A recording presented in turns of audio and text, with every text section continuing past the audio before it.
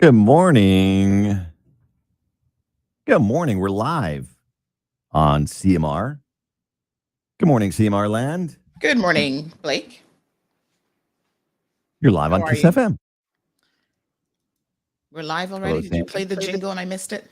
Sorry, no, we didn't play it yet. Okay. Got about 40 seconds. All righty. Yeah, how are you this morning? Good. Yeah, Erin's off again. She's got like the flu or something. Oh, gosh. I got a haircut though yesterday. What do you think? Oh, Looks short like always. good. All right. Today is Administrative Professionals Day, by the way. So don't forget all the people that make it work, make it happen. Stand by.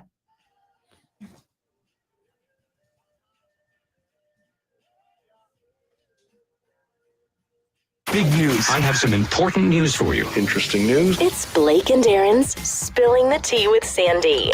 Cayman's top news headlines of the day from CMR. Morning, Sandy. Good morning, Blake. How are you this morning? Not too bad. Thank you. All righty. What do you got for us for headlines? All right. So we have the Royal Cayman Islands Police having a bit of an emergency press conference yesterday. I saw some of that yesterday.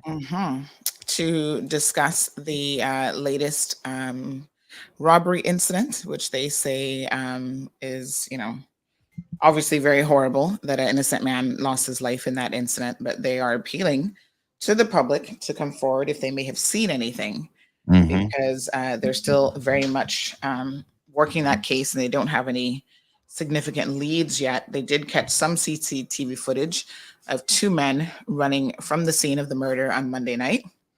And they also address the increase in robberies. So there's been 13 robberies so far for 2022, and 10 of those have been armed robberies.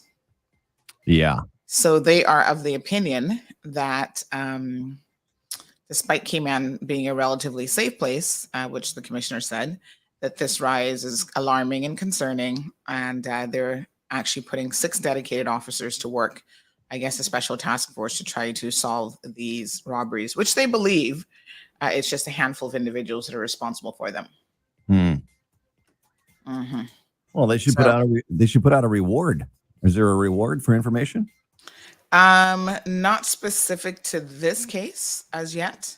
Yeah. I think Crime Stoppers does like a general reward, but yeah, nothing specific to this case yet. I mean, this guy was an innocent bystander, like you said yesterday, and he had a wife, he had a family, just minding his own business. Yeah, very, very sad. Yeah. So the man was arrested in West Bay, 42-year-old man, in relation to burglary that took place there at a residence off of Powery Road. And so police are continuing their investigations in terms of that.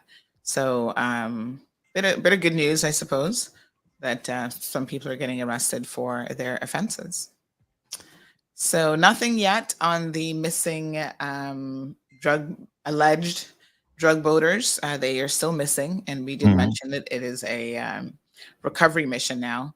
The Coast Guard did mention that they found 2 life vests in the mangroves, and they were not sure exactly if they were related to the missing boaters. But at this rate, they may never be found realistically. That's sad. Yeah, sad for their families for sure. Yep. And a number of government officials are off island. So we have the premier. He is off island attending an event in Miami. And he's also, the deputy premier was supposed to be there, but of course he has come down with COVID. So unfortunately, he's unable to travel at this time. But the good news is that the event that the premier is attending is the 14th Caribbean Renewable Energy Forum. And lots of people are there in attendance. We've actually got a guest who's going to be joining us this morning, who's an MP in Bermuda, and he is also at this event as well. So the lead speaker for this event is none other than our premier, the Honorable William Hampton. Oh, very cool. Yeah. I wanted to ask you just really quick, because I know that you traveled personally recently. Yes. And I wanted to get your take on how travel was. How is it in today's world? It's not that bad. Hmm. I suppose it depends from the perspective of like the airport, how busy that is, when you actually travel, like time of day and stuff like that. But when I was traveling, it wasn't that bad. In fact, I would say it was relatively normal, like I had a friend. pre-COVID. I had a friend that recently traveled through Miami as well. He said not nobody, but majority of people in the airport were not wearing masks. So is that a thing in Miami airport right I honestly found that it was probably about 50-50. now? Okay, so So, it's not being it's not being policed in the no, airport. I don't think anybody's enforcing it. But one thing I did find interesting is we went to a particular mall and Mhm. the signage at the mall said, listen, if you're not vaccinated, you need to wear a mask in the mall. And there were people in shops and in malls actually wearing a mask as well. Okay. So, yeah, I think it's kind of like 50-50. I found there was still quite a number of individuals who were wearing a mask. And it's Yeah. interesting that you should say that because now some 60% at least of people in the US, based on testing that they've done, have proven to have had COVID at some point. The antibodies are present. But the CDC and others are warning people to be cautious with this data because it's not the sort of thing that you want to rely on to say, well, that means that I have protection against it. You still need to get vaccinated. So That's a nearly wild number. 60% of all Americans and 75% of kids have actually been infected with the virus. But do Oh, remember that this virus can hit you more than once as well. yeah, that's a huge number. Yeah, Huge. it is. So, It's a pretty high infection rate. all right, So Sandy. yeah, Well, those are some of your headlines for today. thank you for that. We'll catch you. I believe Erin will be back tomorrow. She's Okay. feeling a little under still Yeah, with she the probably flu just needs bug to that's rest going up. around. But we'll catch you tomorrow for the Thursday show, and Sounds you great. listen to you right now on Bobo 89.1 FM, and we'll see you later. Thanks. All All right. right. All right, folks. Good morning. Good morning. Good morning. How is everyone? Let me just get all my links together before we go live in about 3 minutes. Beautiful morning today.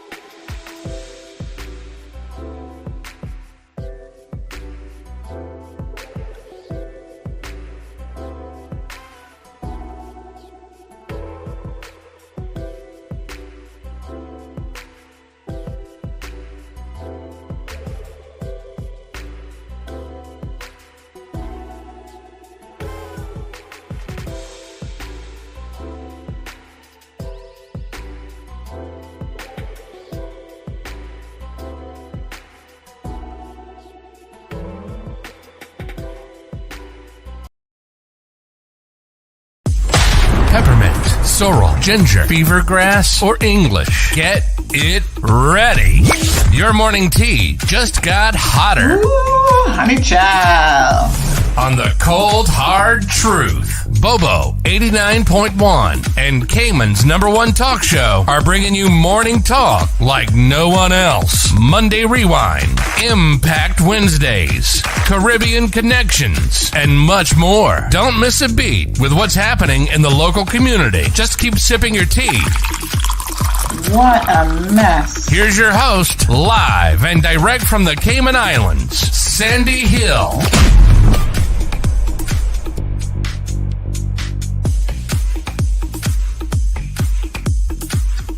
All right, good morning, everyone. Rise and shine. It is Wednesday, April the 27th. So good to be here with you guys. Thank you so much for waking up and joining us here in Bobo 89.1 FM. And for those of you who are listening on YouTube and Facebook, thank you also for joining us. So good morning. We have lots to talk about this morning. We're going to kick off the discussion on crime in the Cayman Islands. Something that is obviously, in the forefront of everyone's mind right now after a senseless murder that took place on Monday evening. So the police had a press conference yesterday. We're going to get into some of those details. We have an MP from Bermuda. I wonder if my friend Marilyn Phillips is listening this morning. That is going to be joining us as well to talk about crime, regionally, because a lot of these things are not happening in isolation. There are regional components to crime, and so we will certainly be discussing those with him as well. He's actually in Miami at this particular time. They have a conference there in Miami, so we are going to talk about that conference a little bit also. And we have some of our own MPs who are attending that conference, including our premier, who is the guest speaker at the event. So kudos to Mr. Wayne Panton, who again is the lead speaker at that event there in Miami. So I'll tell you guys a little bit about that. And MP Minister of Tourism and Transport, Mr. Kenneth Bryan, the Honorable Kenneth Bryan, is also in Miami for another conference as well. So a few of our MPs are actually traveling. So we'll give you all the details on that bit of information. So good morning to one and good morning to all. Let's see who is here with us. 936-2626 is the number to call into the studio. That's 936-BOBO. So let's see how many Bobos and TDs we got saying good morning on our live. We've got Evelyn. Good morning. She says good morning to Blake, who we were on with earlier. Diamond Princess is here. Says good morning to everyone. Louis joins us from Detroit. Louis says, good morning, Sandra and the CMR fam. Happy hump day, everyone. We can get through this. The day has just started, so all is possible. Much positivity this morning. I love it. Very, very good. Juan. Good morning, Juan. He says, morning, Sandy. God bless you. Thank you so much, Juan. Marshall is here from North Carolina. The beautiful Olivia is got it locked. Wee Wee is here. Andy is joining us. Good morning, Sir Andy. Are you in, tell us again, Andy, where you are. I feel like you're in Texas or somewhere. Melanie, good morning to you. Evelyn says no sound. That was earlier, so hopefully she's hearing everything. Chantel, Miss Sue is here. Damaris is watching from Queens, New York. Thank you. Hi, Miss Iva. How are you? We've got Miss Sheila, Ingrid, Richard joining us with his beautiful wife, Celine. They're tuned in every morning with a cup of coffee or tea, I'm sure. Patricia is here. Everton is also here. And Robert and Christopher. Good morning, good morning, good morning. So thank you guys so much for tuning into the program. Okay. Someone said it sounds good and clear on the radio, so we are good to go. So someone says, does Cayman have city watch operators? I don't know what that is, but we will find out more. All right. Yep. Okay. All right. So Mr. Famous will jump in at some point in the conversation, but let's talk a little bit about what came out of the press conference yesterday in case you missed it. Now, we literally almost missed it ourselves because we got a notification at 4:24, I think it was. So literally 36 minutes beforehand that there was a press conference. Now, I don't know about y'all, but that's a little bit tight on the schedule. So we can't just drop everything else. Here at CMR, I'm a mother. So I have my first duty in life, which is being a good mother. And I've got to pick up my daughter from school and I've got responsibilities as it relates to her. Now, if something comes up and I know well enough in advance, we can make arrangements, folks. I've got a little team behind the home life that kind of makes things happen. But literally at 4:24, I'm trying to get to her already to pick her up from school. So it wasn't enough notice. I have to tell you, I was a bit um what's the best word just to use this morning? I was a bit annoyed that I had gotten such late notice because I really would have loved to have been there because, at the end of the day, folks, we are um, really invested in this particular crime, this particular murder, because this was a completely innocent man who was just in the wrong place at the wrong time. Yes, he might have been there buying numbers, but that's not the kind of thing that you expect to lose your life over. So when I got an email saying, "Oh, we're having a press conference at 5 o'clock," my first response was, look at my watch and go, huh? 36 minutes notice? Are you kidding me? Anyway, I did reach out to the RCIPS and I responded to their email and I said, listen, 30 minutes or 36 minutes is just not enough time of notice of anything for me to be able to show up to.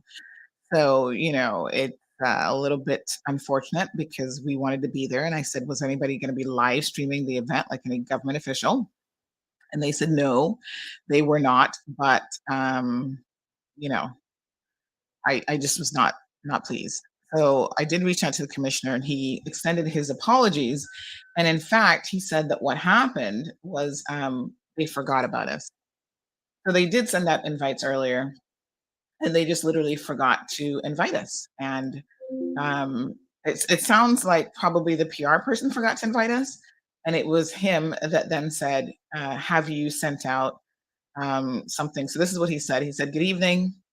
This was at 6:36, responding to my email of 5:03, saying 36 minutes notice is hardly enough time. I actually plan to attend an event. And he says, many thanks for your email and apologies for the late notice this evening. It was only shortly before the planned conference that I was advised that you had not been included in the invite list inadvertently. And I then requested that you then be invited. Please be sure that this was not intentional, and I'm in the office if you wish to ring me and speak about any aspects of it. I'm at liberty to discuss. If required, please provide me with your direct phone number. So I appreciated that, Commissioner Police, Mr. Derek Byrne, and hopefully, the next one will get sufficient notice. But listen, despite us not being there, you guys know we know what happened. We got all the information. So I want to bring you guys up to speed on essentially what the commissioner said. So big shout out to Kevin Watler, who was able to tune in and pay attention and give us some notes. So I'm just going to go through essentially some of the notes that were provided by Kevin in relation to what was said. So the first thing of interest is that we've had what appears to be an increase in robberies this year. So we're only in April of 2022. This is the end of April, obviously. And so far, we have had 13. Is it 13? Hold on one second. We have had 13 robberies this year, and 10 out of the 13 have been armed robberies.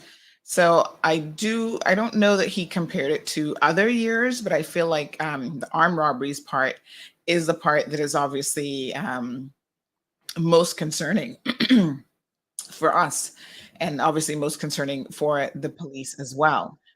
So generally speaking, there seems to be an uptick in armed robberies. They've recovered 3 firearms this year compared to 6 last year. So 6 for the entire year of 2021 one. And here we are in the first quarter of the year, and we've already recovered 3 firearms. I think it's safe to say that we will exceed the 6 firearms that were recovered last year. And I guess recovery of firearms is a good thing because we're getting them off the streets, but it also probably means that there are more firearms on the streets, which is not a good thing.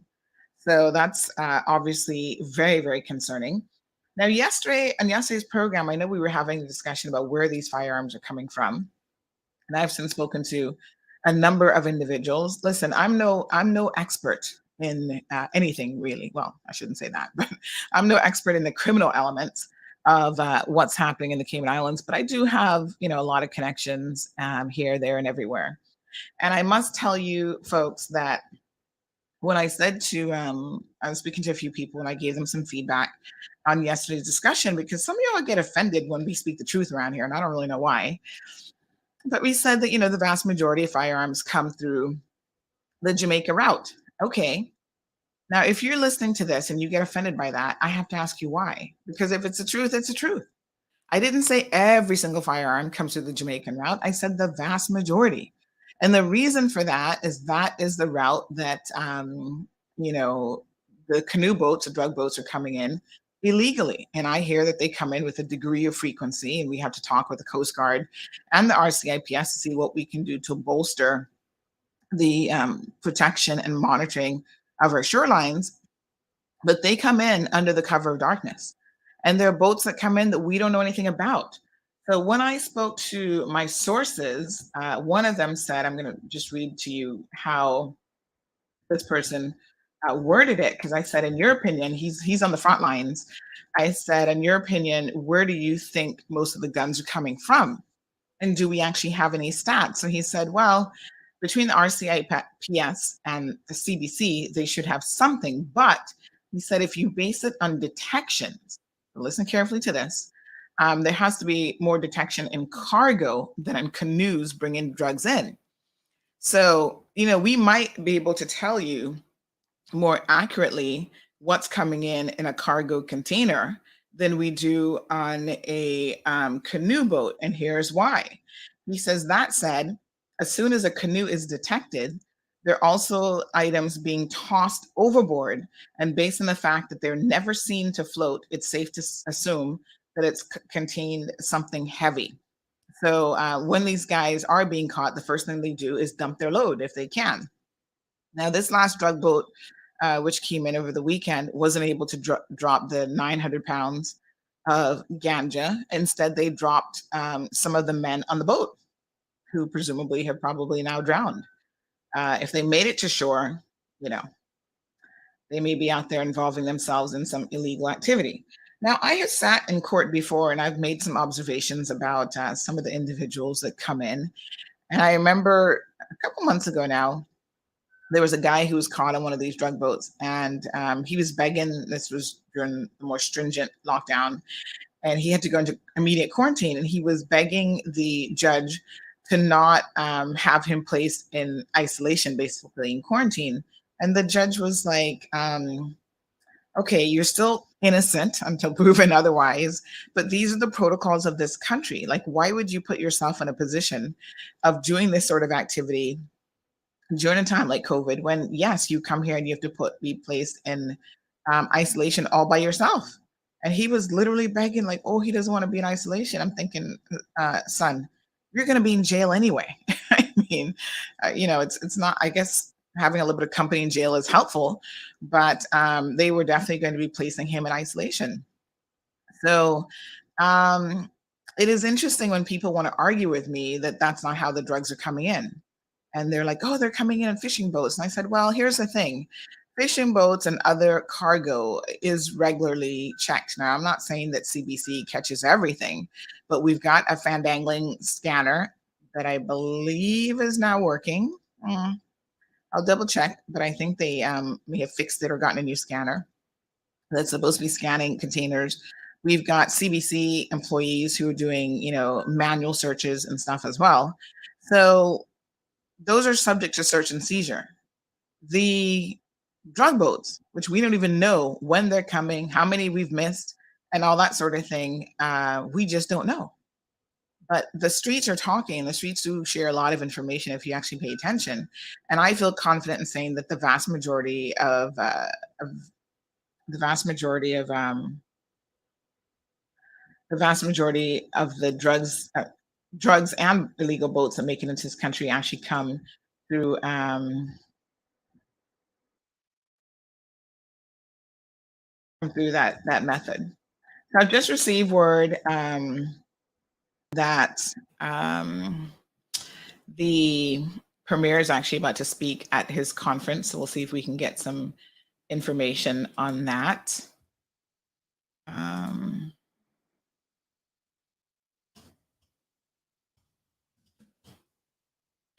right, so good luck to him this morning. So, it becomes evident then that we need to really try to address this issue as much as possible. So thanks, Kevin, again, for sending us some real-time stats from the RCIPS. So we had 16 robberies and 3 attempted robberies. Was that last year?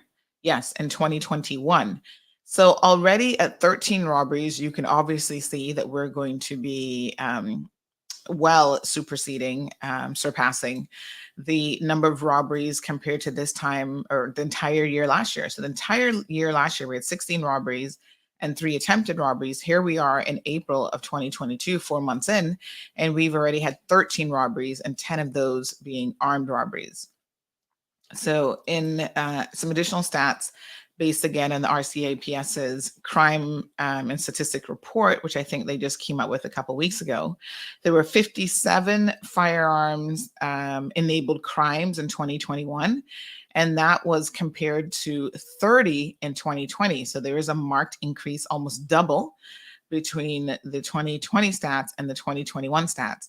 Having said that, realistically, we have to know that in 2020, most of this country was in lockdown.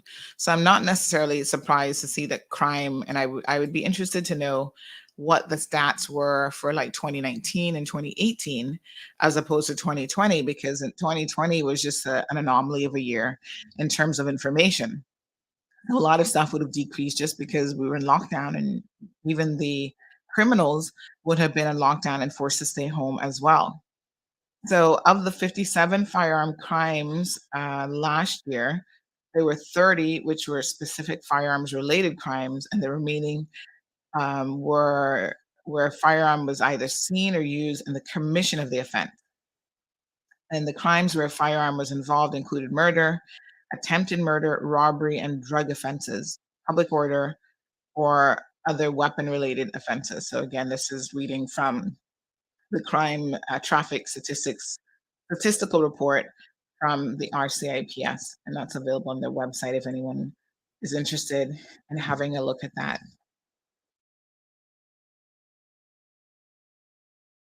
So definitely an increase, and it's alarming.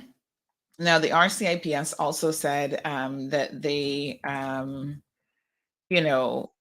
are of the opinion that the crimes are being committed by just a handful of individuals, which is interesting because they're very busy, is all I can tell you. So if it's a situation where it's 5 or 6 people committing this type of information or this type of crime, then I'm a bit perplexed as to how that can be. But it just shows you that these individuals are obviously extremely busy. So we do have the link. If you guys are interested, I can share this for you. So in 2019, here's interesting bit of information.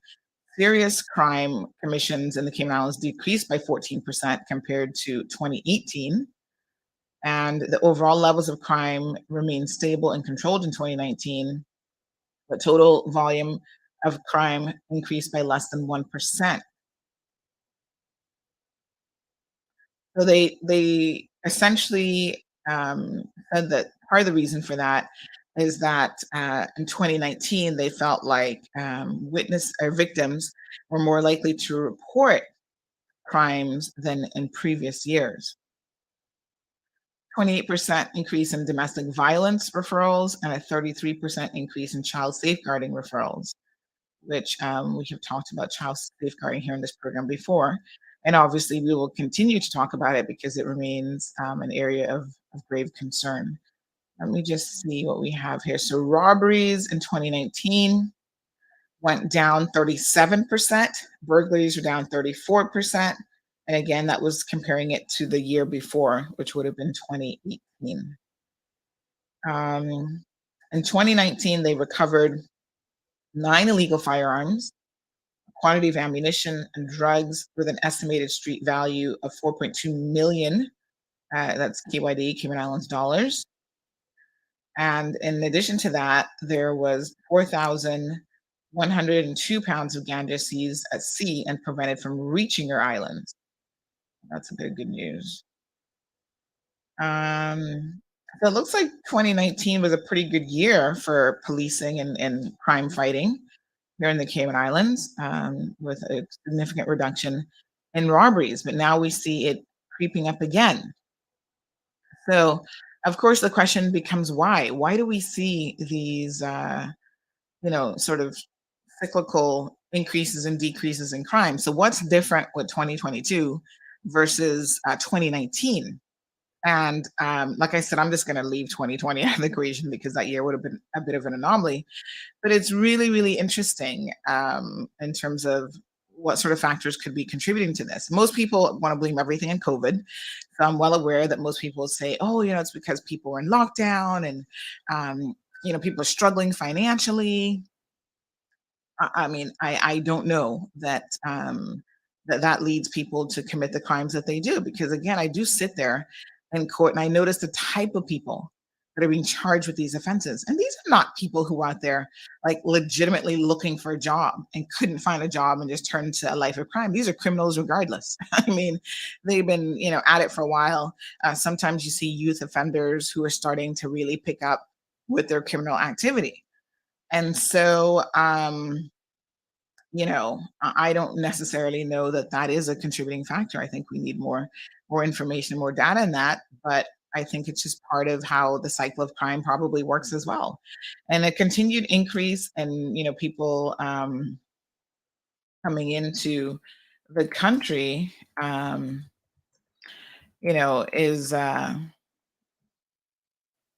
coming into the country through illegal means in particular is definitely, in my opinion, one of the contributing factors. So 936-2626 is the number. Good morning to Robert. Lennon says the roots, greed and opportunism, both local and imported, local laziness, envy, drug use, malparenting, and kids raised and educated in stressed environments. Thank you so much for that, Lennon.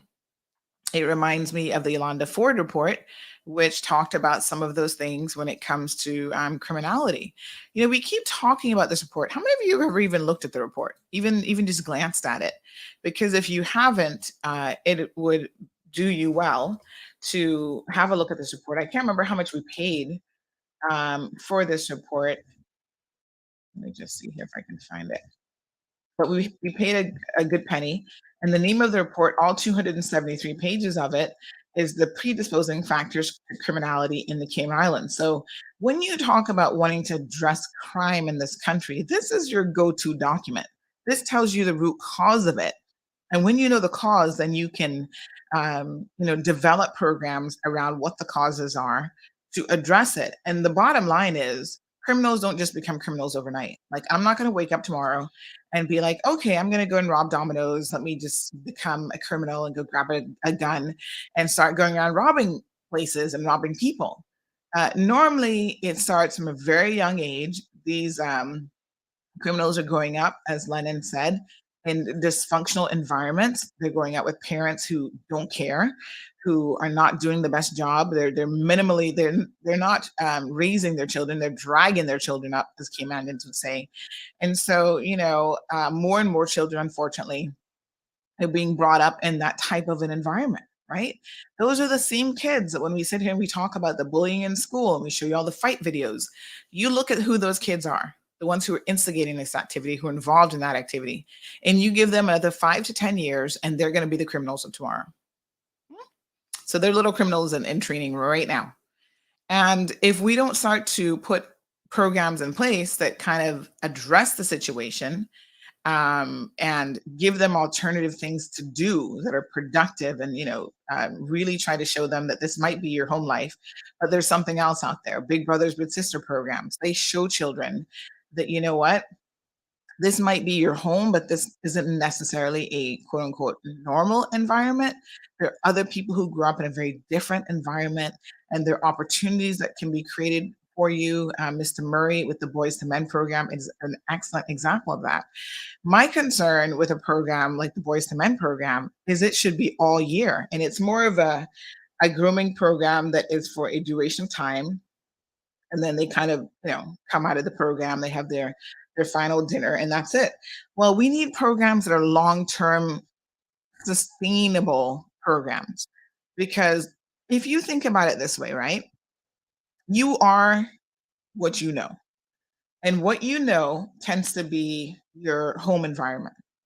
So you grew up in a home of violence, dysfunctionality, abuse, whatever else, right? That's what you know. And if that's all you know and that's all you're exposed to, what are you going to become? The chances of you ever becoming anything else when you've never been exposed to anything else even is really slim to none. So we have to offset those high risk children with some sort of alternative option. Now, one thing that is very, very obvious is you need to be able to get the parents help. Right? Now it's it's a lot harder to change a parent than it is to influence a child.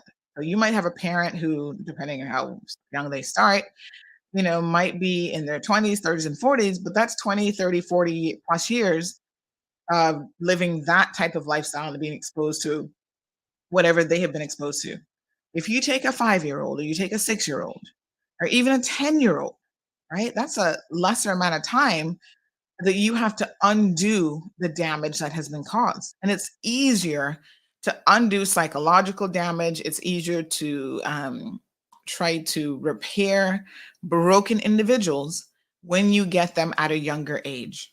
When you get to, it's not impossible. I'm not saying it's impossible for 20, 30, or 40-year-old to change their life. I'm just saying that it becomes that much more challenging and difficult for them to do so. What do you guys think? 936-2626 is the number. I'm speaking from a little bit of personal experience here. Even some kids, when they grew up in that environment, by the time you reach them 10, 12 years old, it is a little bit harder to bend that tree. And that's why, a lot of people say when it comes to parenting, you don't start parenting your children when they're 10 years old. It's kind of, I don't want to say too late, but it's kind of late in the day. When you see them at 2 and 3, and even before that, engaging in behavior and doing things that you might think is funny and laughable, and oh, that's cute because they're a little baby or they're a little toddler, that behavior then develops into more serious issues. So parenting courses, I think, is one thing that we should be offering more of. If I don't even know if we have any in this country. I don't really hear about any sustainable parenting courses at all. When you're having a baby, the hospital offers you some prenatal training. So you can do like CPR, you can do baby CPR, you can do, how to swaddle a baby when you take the baby home. What are some of the things that you can kind of expect? It's like maybe a month-long course. You go like once a week or whatever. It's barely enough, believe me, But what about just how to discipline your kids? Positive disciplining options as opposed to just beating your kids all the time, which is teaching them that violence somehow works when it really actually doesn't. There's so many topics in terms of like parenting that I could make a whole list of stuff, right? And I don't see anything like that being offered. I don't know, DCFS, do they do any kind of parenting classes? I don't know whose responsibility this would fall under social services. I don't know exactly who it falls under, but I just know that there's not enough of it being offered, if any at all. And the few times that someone has pointed out to me like, oh, the Family Resource Center is having this training program, it's after the fact and no one knew about it because there's no effective marketing or information being put out there in terms of how to get access to these courses, and that's unfortunate because you have to help people. Sometimes people might have, they know they're in a situation, they might even have the desire to change. Some people don't, but a lot of people may have the desire to change, but they just don't know how to do it. And that is where I think the government becomes a required element of the equation, and they can be extremely effective by putting programs in place that allow parents to learn. Now, y'all know me already. I'm like, listen, by the time that person has a baby, as far as I'm concerned, the parenting classes are already too late. You need to start from middle and high school, right? Not encouraging children to have sex and engage in that type of behavior, but you need to start talking to them about, life skills. And that includes, if you decide to become a parent young, this is how it's going to impact your life. If you start having kids at 15 and 16 years old, the chances of you yourself being able to get a good job, a good education, all these other things are going to deteriorate significantly. And what does that mean then, by extension, about the quality of life that your own children will have? So you gotta think about these things. And as far as I'm concerned, if a 15-year-old or even younger is already starting to have adult thoughts in their mind about engaging in sexual activity, you need to pump those brakes and you need to talk to them about the reality of them making those types of decisions way too soon, because it will have some real life implications. Again, you'll hear the anomaly. I'm sure there's somebody right now watching this program who's like, Sandy, I was a teen mom, but look at me. I eventually got a degree. And I'm like, yeah, good for you, but you're not going to be the norm. You're the exception. And so when we seek to use examples that are the exception and not the norm, we really do ourselves a disservice. Because the vast majority of people who find themselves in that situation, unfortunately, are not going to be able to pull themselves out. And then that has an impact on the life of all of your children, right? I mean, I've had conversations with young people in Cayman. They're at baby number 4, 25, 26 years old. And I've said, young lady, maybe it's time you consider getting your tubes tied, because obviously you're very fertile. And they're like, oh, but Miss Sandy, what if when I'm like 45, I want to have another baby? I was like, are you kidding me? This was the exact conversation. I said, honey, nobody who's 45 years old has a child or wants to have another child if they've already had 4. I mean, to me, that doesn't make any sense. You're done with your child rearing. Like most of your kids, if you started young enough, by the time you're 45, you're done. Why would you go back and start all over again? And I said, let's talk about some of the practical, aspects of what you just said to me. You have 4 children, no education, right? Your chances of getting you a job that is going to pay more than $25,000, maybe $3,000 a month, if you're lucky, is slim to none. So what's the game plan? How many of your children do you think are going to be able to get an education, go off to university if they want, if that's what they want, or get a real skill? They're growing up in a home environment where, because you're trying to hustle and work probably multiple jobs and whatever, and still trying to socialize and go out to the nightclub, your children don't even get one-on-one time with you. So they come as a batch. It's like everybody sits down together. You might have dinner together if they're lucky. Every activity is a batch activity. You can't pull one child aside and say, you know what, little Joe, as an example, you and I are going to go out today, and this is mommy and Joe time. We're going to spend time together. Nobody else is coming with us. Daddy's not coming. Nobody. It's just me and you. We're going to have a bonding opportunity. I'm going to get to know you as an individual child, because every child is different. And, to develop that rapport and that bond. I'm like, honey, none of that is going to happen. And yes, you do have a husband, but husbands and wives come and go. And again, he doesn't have a degree. He doesn't have much of an education. He's always going to be a bottom of the ring laborer, no management, no opportunities to climb up the ladder. It's astonishing to me how few people actually think about these things in a practical way. And the reason why I think about it in a practical way, because I had someone who was sitting down with me and saying, if you decide to have children, these are the things that you need to consider and the things that you need to think about. Children cost money, and you need to be able to dedicate time to children, because it's not just about the money. You know what I'm saying? You need to sit down with them and do their daily readings and help them with homework. And if you have a full-time job, that's all taxing on your time. So then the person said, well, what about when I have my own house? And I said, and how are you going to get that house?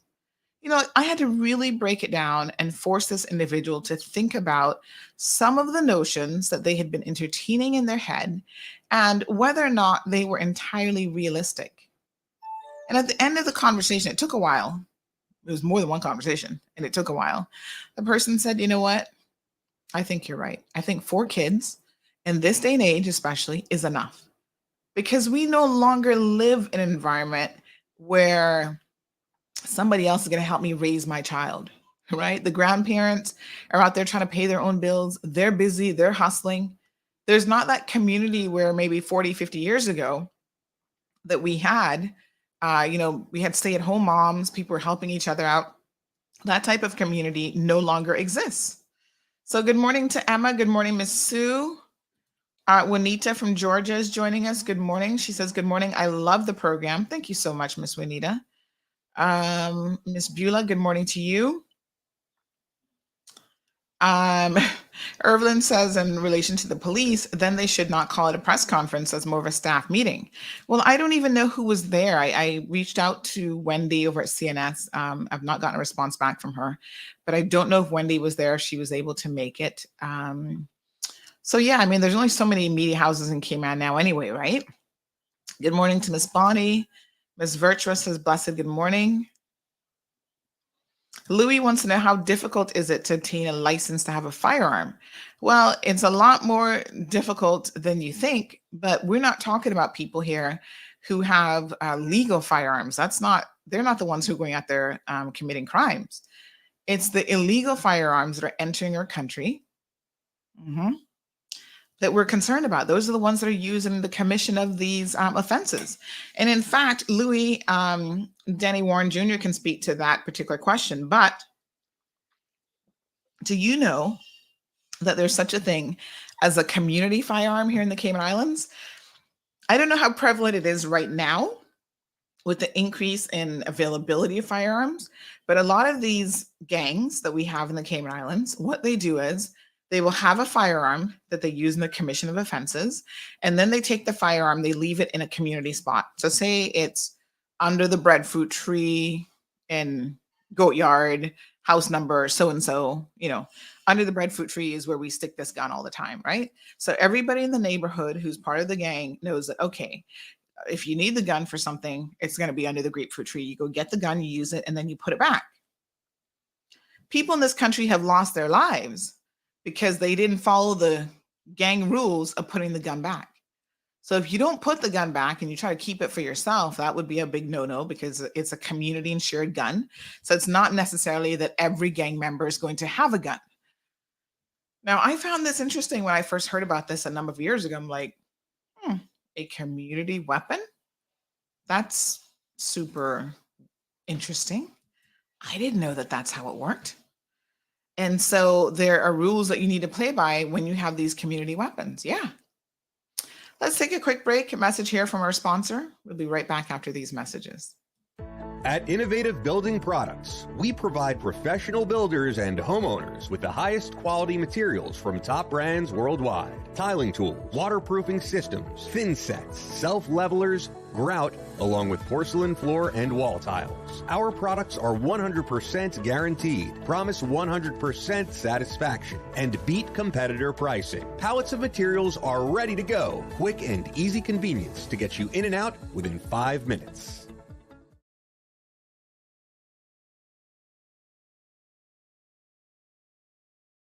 Let's get to some of those.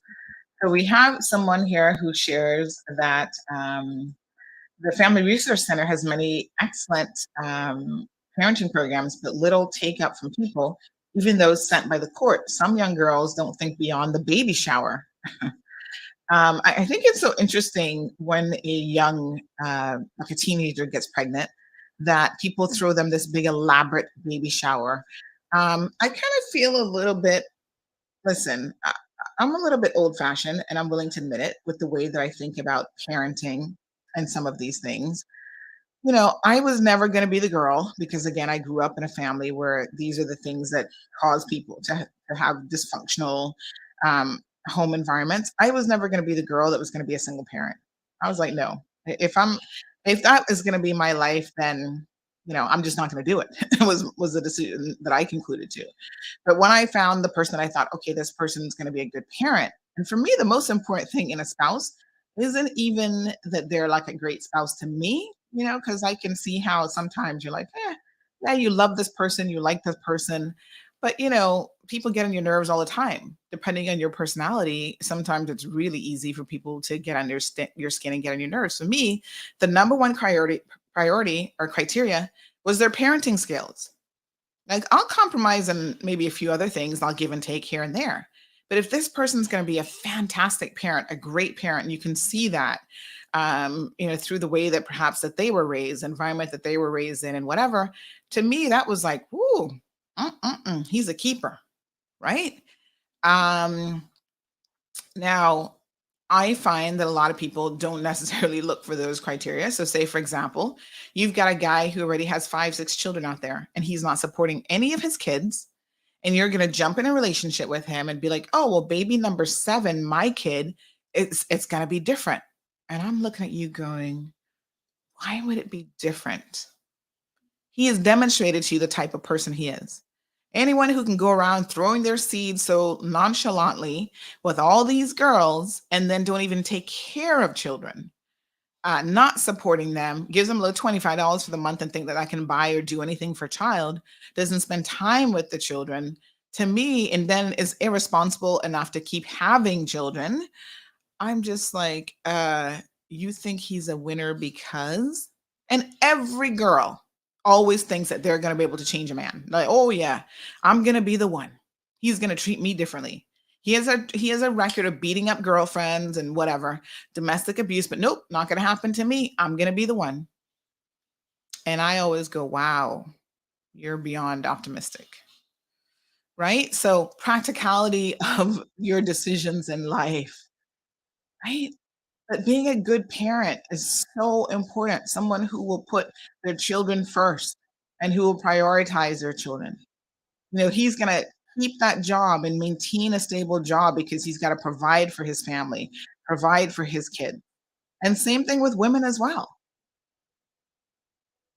And when we have young people that, they're kind of mature beyond their years, they're already pregnant. I'm not saying when a young girl becomes pregnant, you send her off to the convent like what they used to do back in the day.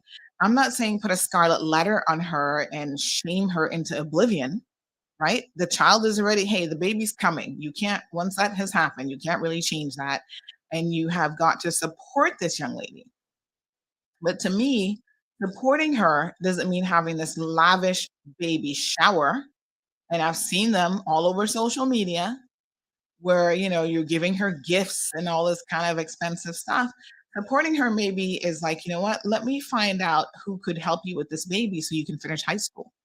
Because that's going to kind of be important for your future. Let's see how you can go to university after you finish high school. Let's make sure that there's funding in place for you to be able to do that. So this individual says that the Family Resource Center does offer a lot of excellent parenting programs. Again, I don't personally see them, and I don't know where are they being offered at. Like, how are they being advertised? Because if people don't know that these things are available, and you're not going into neighborhoods, perhaps, and sometimes I suppose you gotta knock on doors and that sort of thing to get people to know what is available to them. There could be a really good reason why people are simply not showing up. Here's another observation. Unless the law has changed, women weren't allowed to get their tubes tied without their father's or husband's permission. One, I kid you not. Okay, let me talk about that because this is a real thing. So the conversation that I was just talking to you guys about with this young lady, this happened I want to say around 2017, 2018, right? She had at baby number 3 wanted to get her tubes tied and was told by the HSA, just like this person said, was told by a physician at the HSA that she couldn't do it. And I was really surprised to hear that. And over the years, I mean, I've posted about this before, and there are women who have come forward who have said that they were told by HSA physicians that if they were unmarried, they needed the permission of a father. If they were married, they needed permission of the husband or the baby daddy. And especially if they were under 25, they didn't want to do it. And I was like, how can a physician tell you what to do or what to not do with your body? And I found it extremely unbelievable.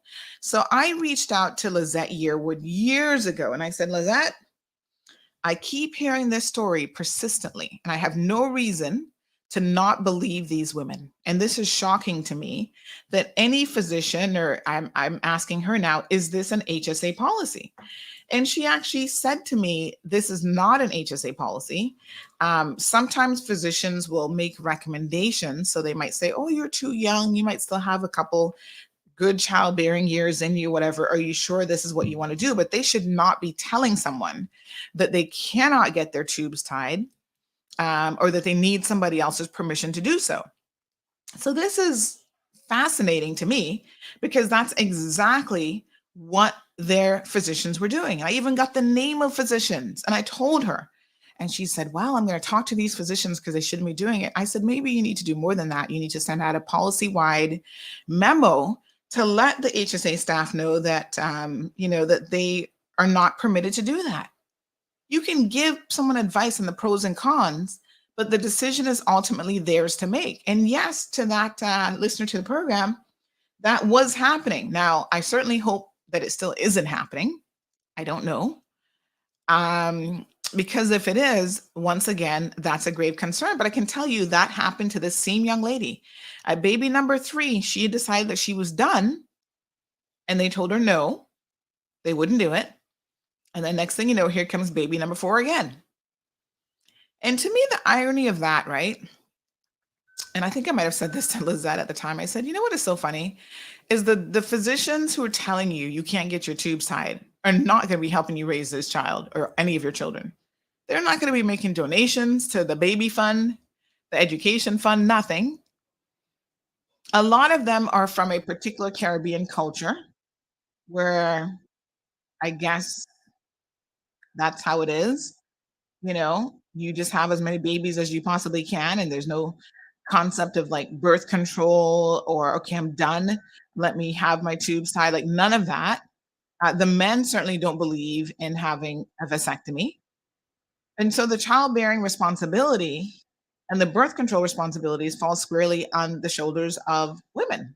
And that's why I'm like, listen, if that's going to fall on me, and I'm going to be, because listen, ultimately the women get stuck with the children, right? A man can come and go, but once they're yours, not many women are going to be walking away from that situation. And if that's the case, then nobody has the right to tell me what to do with my body. So I'm hoping to that listener that has now been rectified. If it hasn't, and if you are listening to this program and you have been told recently in recent times that you can't get a vasectomy if you're a man or as a woman, that you can't get, and they weren't really doing it with men, I should note, but there's probably not a lot of men rushing out there to get a vasectomy anyway. But if you can't get a tubal ligation because they're telling you, oh, you're not old enough, or, once you're over the age of 18, you don't need anybody's permission to do something with your body. So good morning to Tracy. Good morning to Jonathan. Charlene is here. Cases, Sandy, you look pretty. They're looking like a schoolgirl. Yes, it's this top. It's this new top that I'm wearing. It does look like, what primary school would this be? I forget which one does the burgundy and white. So their school uniforms kind of look like this a little bit. Darlene says children should be introduced to this program from in primary school. So I do believe, again, programs need to have a longer, right, you start in primary school and you offer them through middle school and all the way up through high school. Absolutely. What about personal responsibility and accountability, says Flashpoint? I'm all for personal responsibility and accountability. But I also think, Flashpoint, that you have to recognize that if people don't have the skills, like I'm a firm believer that with most people, if they know better, they do better. And so a lot of times we have an expectation of people that is not realistic because they don't have the skills to do any better. Now, there are people out there who are breaking laws and they know better and they should be doing better. And I'm all for personal responsibility and accountability, 1,000%. But let us also be community minded in the sense that we want to help people to be their best on a personal level, be their best in a family, be their best professionally, right? So we do have our guest, Mr. Thomas Famous, MP for Bermuda. I know I'm always mispronouncing it. Where's my pronunciation police? Good morning, my dear. How are you? Mr. Thomas, can you hear me? Yep. Morning. How are you? I'm good. I'm good. So I know you're taking some time out of your busy schedule there in Miami to join us on the program this morning. So we've seen a recent uptick in crime here in the Cayman Islands. 13 robberies so far for 2022. 10 of the 13 have been armed robberies. Are you guys having a similar uptick in crime in your country? Have you guys noticed anything of interest in the last year or so? All right. Let me not forget my manners. Good morning to the people of Cayman Islands, Grand Cayman, Little Cayman, and Cayman Brac. Insofar as crime uptick, it's happening throughout the region, I would say. If you look on the news on Virgin Island news or Turks and Caicos news or Bermuda news, there has been an uptick in crime. So it's not isolated to any one island. Any idea what's driving it? What do you guys think in your country that's driving it? I think one of the common trends we have to be a little blunt and honest with each other, right? The majority of people who are committing crimes are persons who are male, number one, black, number two, right? And three, most importantly, unskilled, unemployed, and a lot of these crimes are opportunistic crimes. They aren't freaking out how to rob a bank. They're just like, okay. My condolences also to the family of the former prison officer who was murdered. They aren't trying to figure out how to rob a bank. They're looking at low hanging fruit, Right. how to steal, or in some cases it's I don't want to say gang related, but it goes beyond just a simple robbery. Mm-hmm. Yes. And the Cayman Islands government a number of years back in 2005, sorry, in 2006, commissioned a criminologist, consultant criminologist by the name of Yolanda Ford, to write this report, which was then submitted to the Honorable Samuel Bulgin, who was the Attorney General, even at that time, about what the predisposing factors were to criminality in the Cayman Islands. And she had a number of findings, and you're absolutely right when you point out, low educational achievement. So under chapter 3, when it talked about education and school preferences and discussion of the findings, low educational achievement was one, learning deficiencies, delinquency in school, and what those implications were. So some of the exact same things that you're talking about are certainly elements of criminality that were brought out in this report. And we've had this report since 2006. And I wonder, why do you think we can't get it right? Like, is it that difficult to address some of these issues as legislators? You're a legislator. All right, so let's and again, let me be a bit blunt. A legislator, whatever island or country, and your job is to put things in place to protect your people or to give them ability to succeed, whether it's through business, education. So what you have in the overseas territories is we have, let's keep it real. We have some of the more successful economists in the region. Cayman Islands meeting kind of on top of that list. But if you have young people who, specifically males, who either don't take advantage of the opportunity to learn a trade or learn a skill, at age 18, they're going to be graduating. By age 20, they might have a child or something. And next thing you know, they need money, right? Well, they always need money. So you go look for a job and your skill sets are low. You're not going to get a job, or you're not going to get a job that's paying you what you need to survive. That's when you start turning to crime. I mean, I'm no criminologist, but the trend is pretty simple.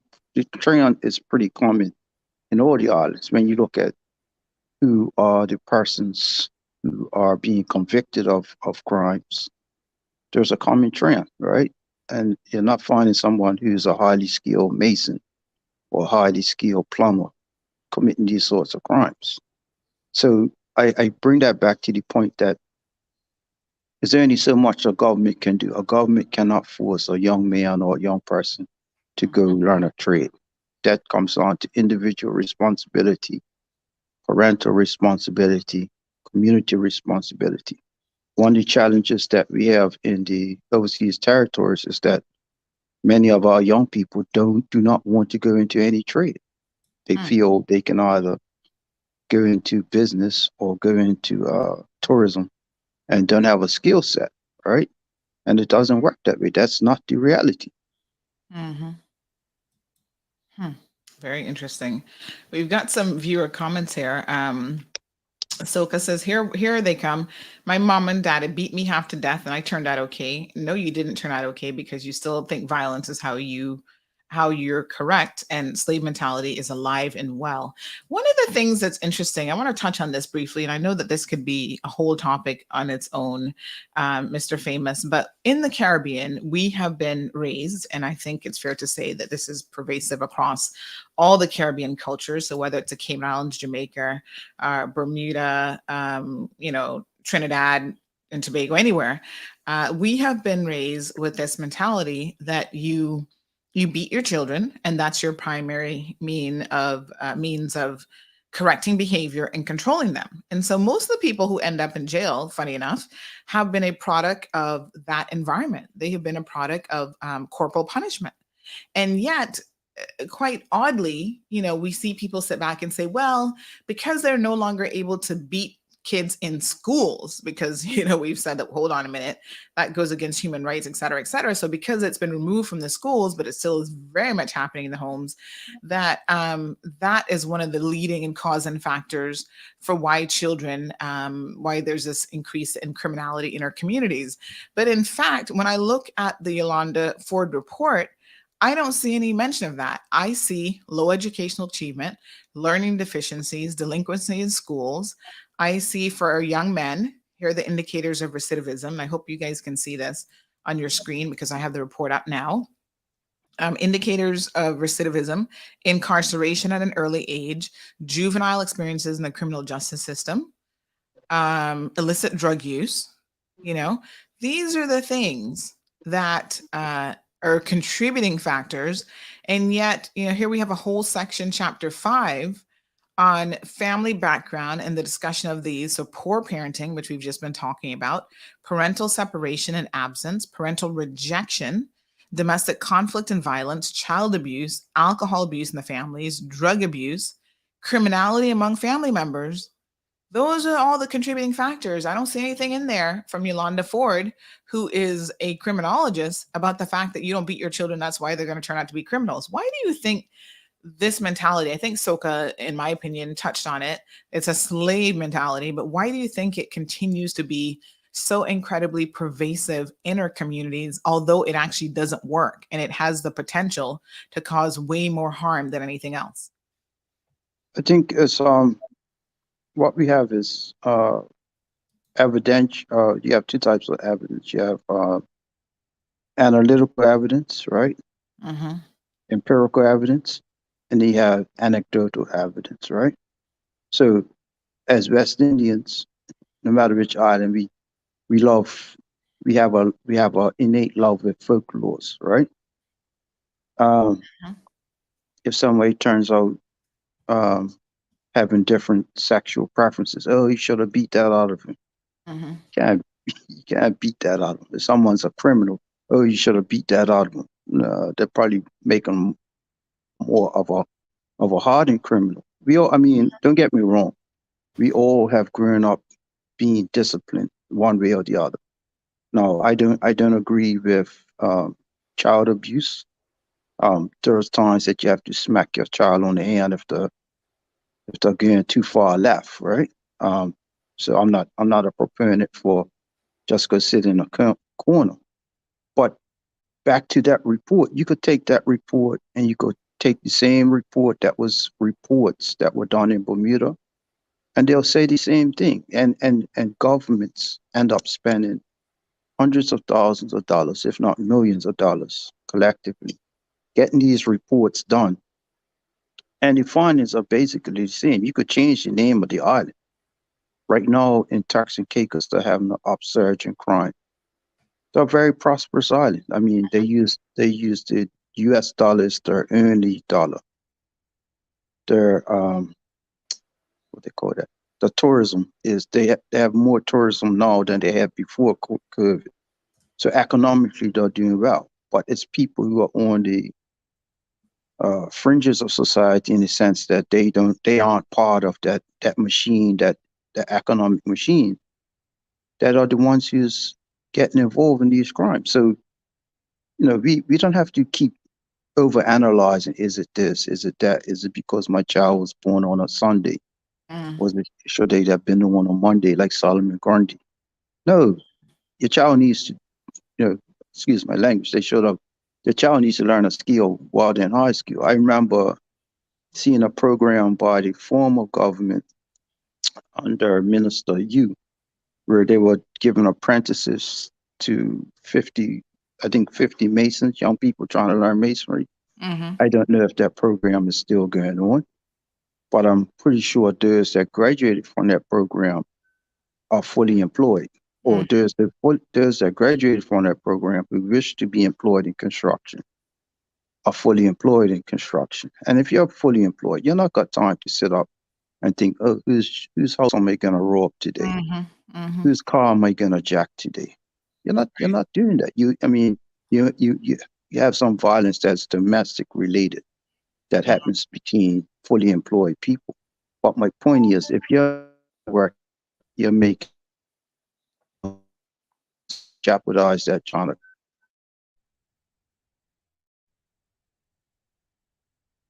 So we Yeah. need to we, if we need to beat anything, we need to beat into our young men that they need to learn a skill Mhm. and don't start when the year before they're about to graduate from high school. Start when they are in middle school, or if you how you have it set up in Cayman Islands in primary. Start teaching them a skill then. Yeah. So DG Trucking says, true, you're grown, you know right from wrong, and stop blaming your parents for your adult life. So there's definitely a point in time when a person has to become accountable and responsible for their own actions. But DJ Trucking, don't get me wrong, as much as I believe in personal accountability and responsibility, I also, quite frankly, understand the impacts of being raised in certain types of environments and how that will impact the quality and the outcome of your life.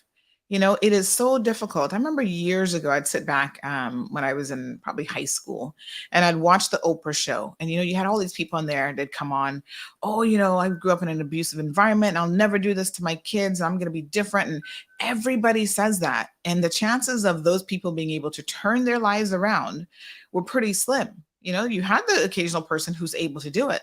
But the vast majority of people fall into this. And that's why we need to look at chapter 5 of this Yolanda Ford report.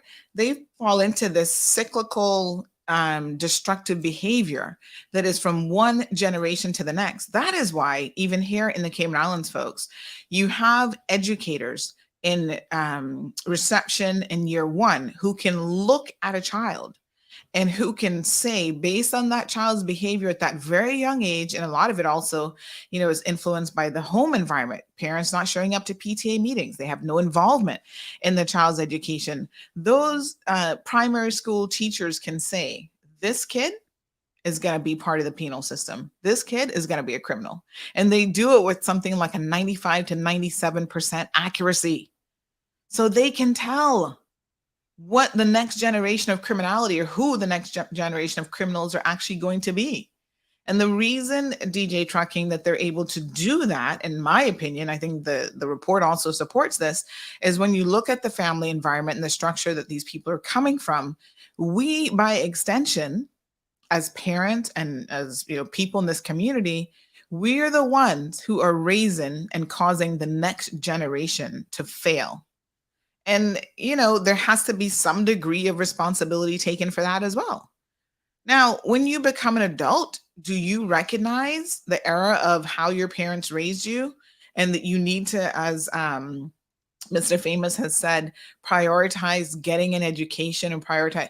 You may, but your thinking might already be so skewed based on the dysfunctional environment that you grew up in that you don't value any of those things. You don't automatically just grow up valuing, like he said, instead of physically beating, this is what I'm saying, instead of physically beating your kids, you beat ideas into their head. And the way that you do that is by constantly encouraging them to read, giving them opportunities to read, showing them stuff, exposing them to experiences in life, right?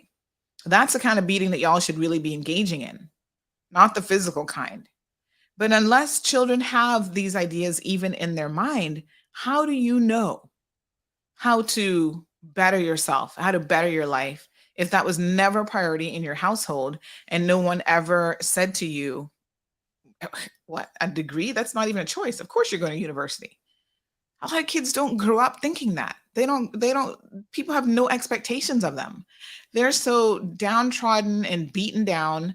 Somebody just sent me a message here on WhatsApp saying that a lot of these kids, have no self-esteem. This is what someone says. What kind of homes are these young girls coming from as well? Some are looking for something that they don't find at home, and they lack confidence and self-esteem. And that's true. So whilst I agree about personal responsibility and personal accountability, when you have an absentee father in a household, fathers need to recognize that what you're doing is you're setting up both your sons and your daughters for a very difficult life. You being an absentee parent, not having any contact with your children, especially for the female children, means that they're going to be out there looking for love in all the wrong places. And they're more likely to be promiscuous at an earlier age than the young girls who have a parent, a father in a household, or at least an active father in their lives. Those are facts. Mr. Famous? Yeah, this is what I would say, and it goes back to our culture, right? Growing up in the West Indies, there were many single parent households. Remember, we come from a slave mentality that the slave masters put in us, that the more children a man has, the more his worth, right? So a man had children all around different islands, or some islands they used to call them the village realm. So did that lead to the criminality that we see now? No, it didn't. So I'm not discounting the need of a father or parent in their life. What I'm simply saying is that single parent households are not a new phenomenon in our region or in our culture. What is new, and where we can take collective responsibility as islands, is that we've allowed success, whether it be in tourism or in the financial sector, to be the litmus test of if you are somebody in society. If you're a hotel manager, then you made it. If you are a CPA, then you've made it. And we've allowed ourselves to fall into the trap that persons who work in fields that are less than that are no good. That's not a good job. That's a dirty job. And we put that narrative into our children. be put into our generation, right? That, well, you don't want to be doing that type of work because that's for people from wherever, somewhere else but here. And so our children, especially our young men, believe these things, right? If you say something 10 times a year, it becomes the truth. And our young men believe these things, and successive generations have given up on hotel, have given up on the trades. And there's only but so much room in the financial sector, and much of that room is given or allotted to persons from outside of the region. So what happens? We have our young men who can't get into the financial sector, haven't trained to get into the financial sector, haven't trained to get into the trades. There's very little jobs in between. So what they end up doing, they either end up getting on a plane, going to England, only to have to learn a trade or learn some skill there, or they end up, no, I shouldn't say or, but some others end up in these unfortunate circumstances. So what I'm simply saying is that there's personal responsibility and there's community responsibility. We all have to be part of the solution. I know that sounds cliched, but we have to change the narrative that our young men or young women even working as auto mechanics or working as air conditioning technicians are less than. When you instill, when you beat into your children the worth of knowing a trade, knowing a skill, it could just be IT, anything, right? Looks like his connection dropped. Soka says, I'm still not getting the Bermuda right. It's not Mu, it's Bermuda. Anyway, Soka, I'm sure you know exactly what I'm talking about. Miss Moya says, I was a young parent. I had my kids at 18 and 19.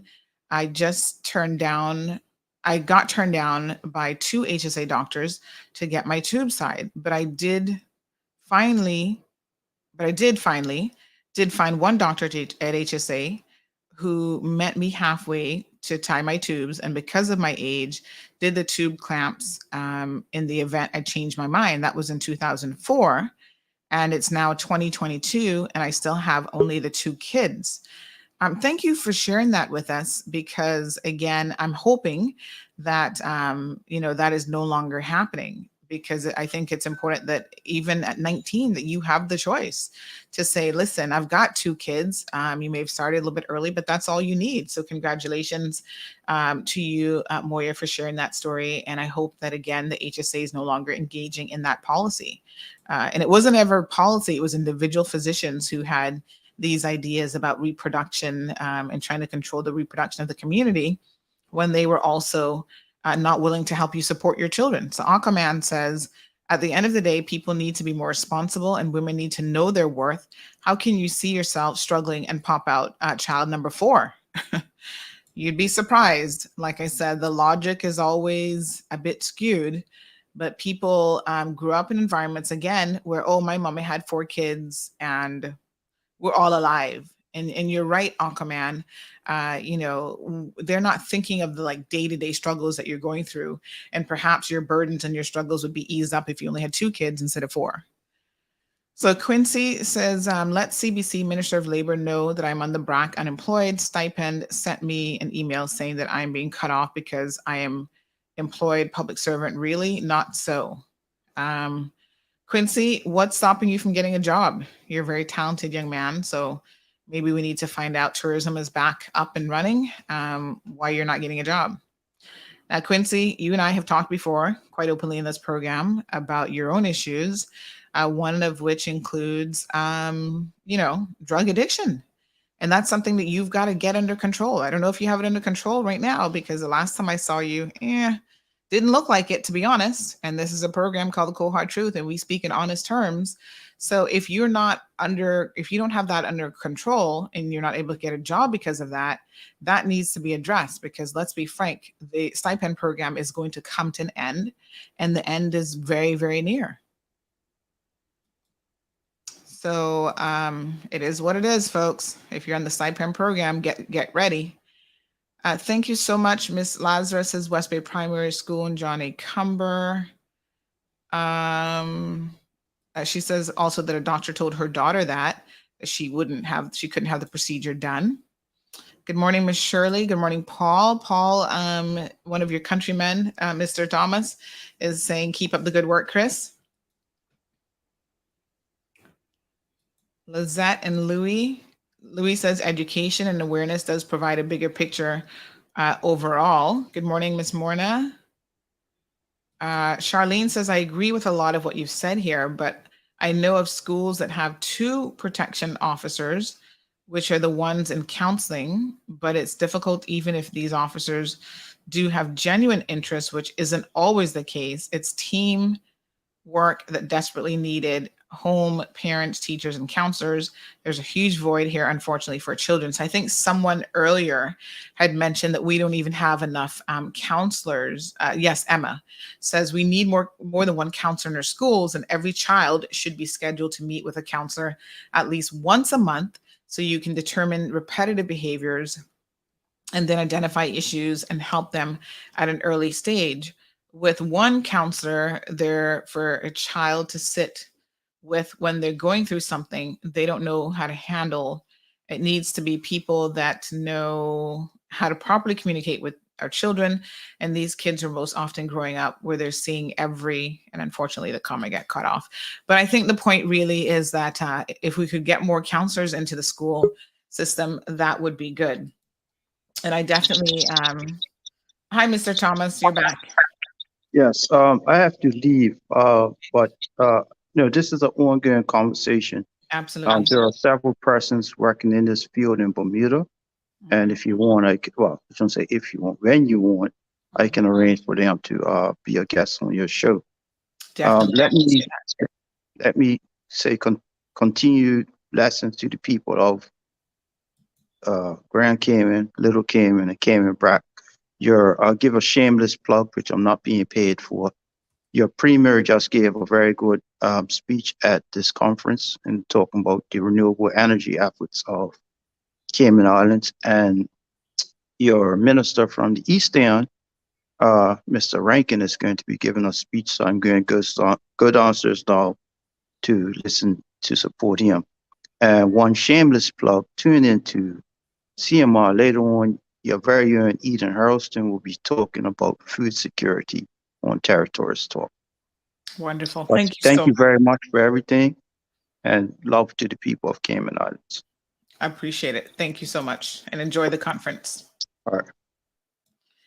All right. So again, Mr. Famous took some time out of his busy schedule just to have a few words with us. So in case you missed it this morning, folks, there is a conference that is happening there in Miami, and the lead speaker was none other than our own premier, the Honorable G. Wayne Panton. And it is the 14th Caribbean Renewable Energy Forum being hosted in Miami. So I don't know what the venue is, but it's being hosted yesterday, the 26th through the 28th. And as I mentioned earlier, the Honorable Minister of Finance and Transport is also in Miami, but he's there for another high-level meeting with the Tourism Association. So very good. So yes, Honorable Isaac Rankin is going to be speaking later on. We did have the Deputy Premier, Mr. Chris Saunders. He was scheduled to speak, but unfortunately he has tested positive for COVID, and he's now in recovery. So of course he can't travel if he's COVID positive. All right. So let's continue the discussion, folks. We've got a lot of commentary coming in here. So it's an FCCA meeting, by the way. I was trying to remember exactly the meeting. But it's an FCCA meeting that Minister Bryan is in Miami for at the moment. So that's the Florida Caribbean Cruise Association. And that's part of his job, to attend these events. So I'm just trying to see which, yes, their event is the Sea Trade Cruise Global, being held from the 25th through the 28th at the Miami Convention Center. Mhm. And then they have another event coming up in June. So this is a 3-day cruise global. It says networking and cruise business for the Sea Trade Cruise Global 2022 exhibition starts at 9 a.m. And they have a full schedule of events that they're going to be involved in for that. So very interesting. All right. So let's have a look at this report. I don't know how many of you can see this, but preventative, proactive measures at 5.41 says parents are the primary agents of crime prevention in any society. It is necessary to understand and embrace that concept. Once that is done, one would appreciate the critical importance of supporting parents and the institution for which they are responsible, the family. Let's stop there. That's just the first sentence, or 2 sentences of this preventative and proactive segment here, 5.41, right? So that's what I have said. That's been my personal experience, and that's what I firmly believe, that it really all starts in the household, folks, with the parents. And if we can't get that right, everything else is just a Band-Aid, right? So you can't take children and put them in schools and say, well, the schools have to fix my children. You've broken your children at home, and then you send them out into schools, and you expect the teachers to not only teach your children, but to be social services, to be counselors, to be everything to your children. And then they're the ones who are responsible for fixing your kids. If you're breaking your kids at home, read section 5.41 of this report and come again. Because that is the problem. Parents, it starts at home. But rightfully so, right? There has to be mechanisms in place to support the parents and to support the family. But that support will only be meaningful when you have parents who appreciate what that support looks like, appreciate taking advantage of those opportunities, and parents who take their job as parents seriously and who are willing to put in the work. Not everybody is meant to be a parent. And that's why, if you got to get your tubes tied to make sure you're never a parent, then I'm all for that too.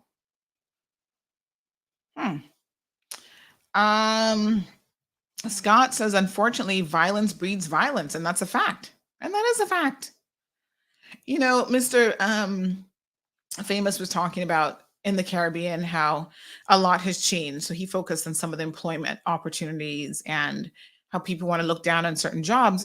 One of the interesting things about the Caribbean story is that all of these problems that we have are actually nothing new. So the breakdown of the family, right, isn't something new.